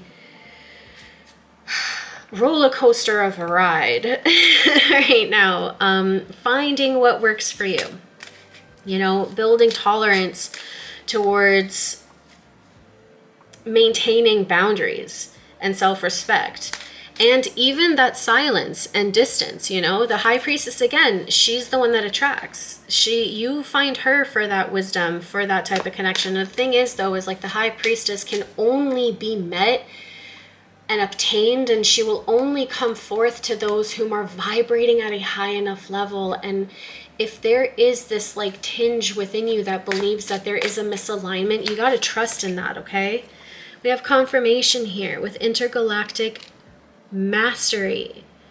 Step into your power. Hold that power if you hadn't already stepped into it. Okay, hold that fucking power, yo. Some of you may really resonate with Egyptian gods and mythology, perhaps maybe Egypt. Perhaps you have the descent. You connect with some really beautiful deities and some powers that are here to hold you, protect you, guide you.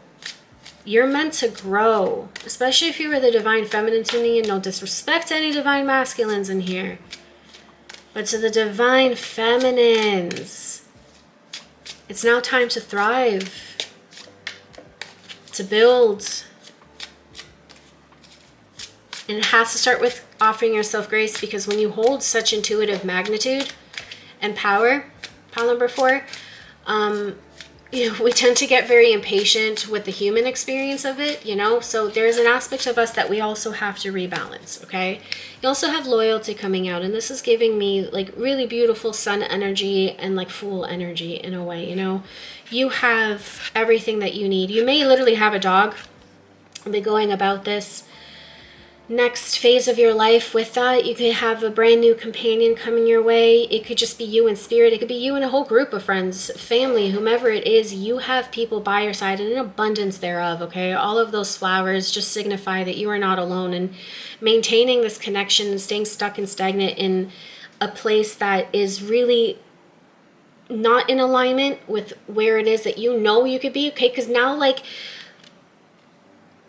if someone's not living up to their potential and you're condoning that, that means that somewhere within you, you're not living up to your potential, because you're putting that on pause to feed to another. Now you're taking that power back. We're rebalancing that. And once you perhaps let go of all of that that has been blocking you, you're able to then find the access, the alignment to other high priestesses, other people whom will really bring you towards your highest magnitude and potential in reality. You get to humble that, you know? And that doesn't mean that the people that we love or wish we could come along never will.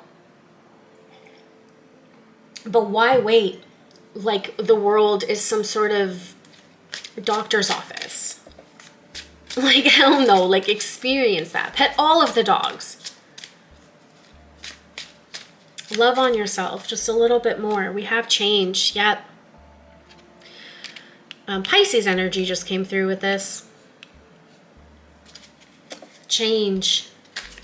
You got to initiate that. We have trust.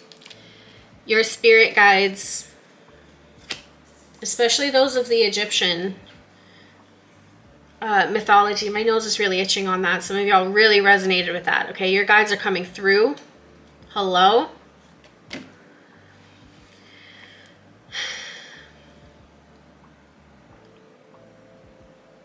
No matter what happens in this particular connection between you and this person, right now you're being initiated into a newer sense of self, even greater than you know it. And I know some of y'all may even fight me on that, be like, I already know myself, I already love myself. But why not get so much more excited about there being more? You mean you can get even more powerful, even more beautiful, even more intellectual, even more wealthy, even more capable, confident, even more? What? I'm down. And then it ain't even about like doing it through any darkness. Like, you're doing it through the light. Hello? You were doing it divinely.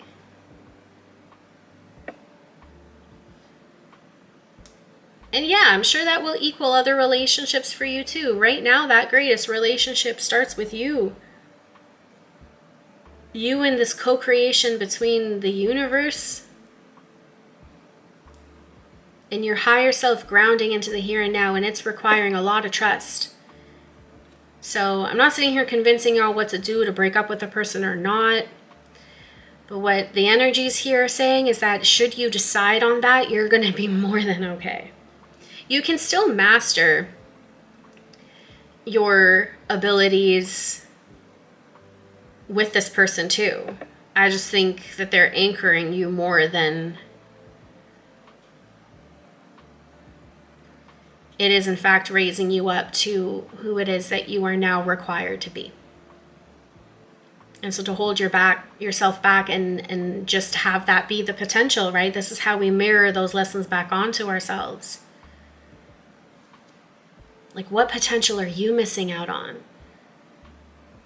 Aren't you worthy of receiving all it is that you are standing tall and now ready to receive? That is rightfully yours, however it is that this aligns to you. Well, it's time to have faith and trust and go about the change that the universe is now prompting you to do.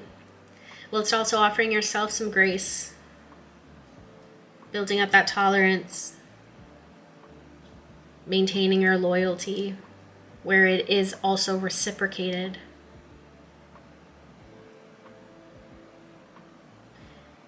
I think there's some really wonderful surprises in front of you. that you will find them really hard to believe. But if there's anything that this reading leaves you off with, is to trust this separation.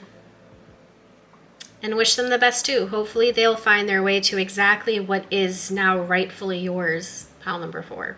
I heard my snaps, so I'm not going to prolong this any further than is perhaps required. It seems like this message had landed. So if you're one of those people that this resonated with, please give it a like, comment down below should you be open to it. Subscribe, join the tribe. Please look at knwitchery.com if you want something precise and concise for you. Otherwise, if I don't see you in another pile, which I would check out number 3 if you're open to it. Only if you're pulled, though. I do hope to see you in another video. All right? Peace out, pile 4.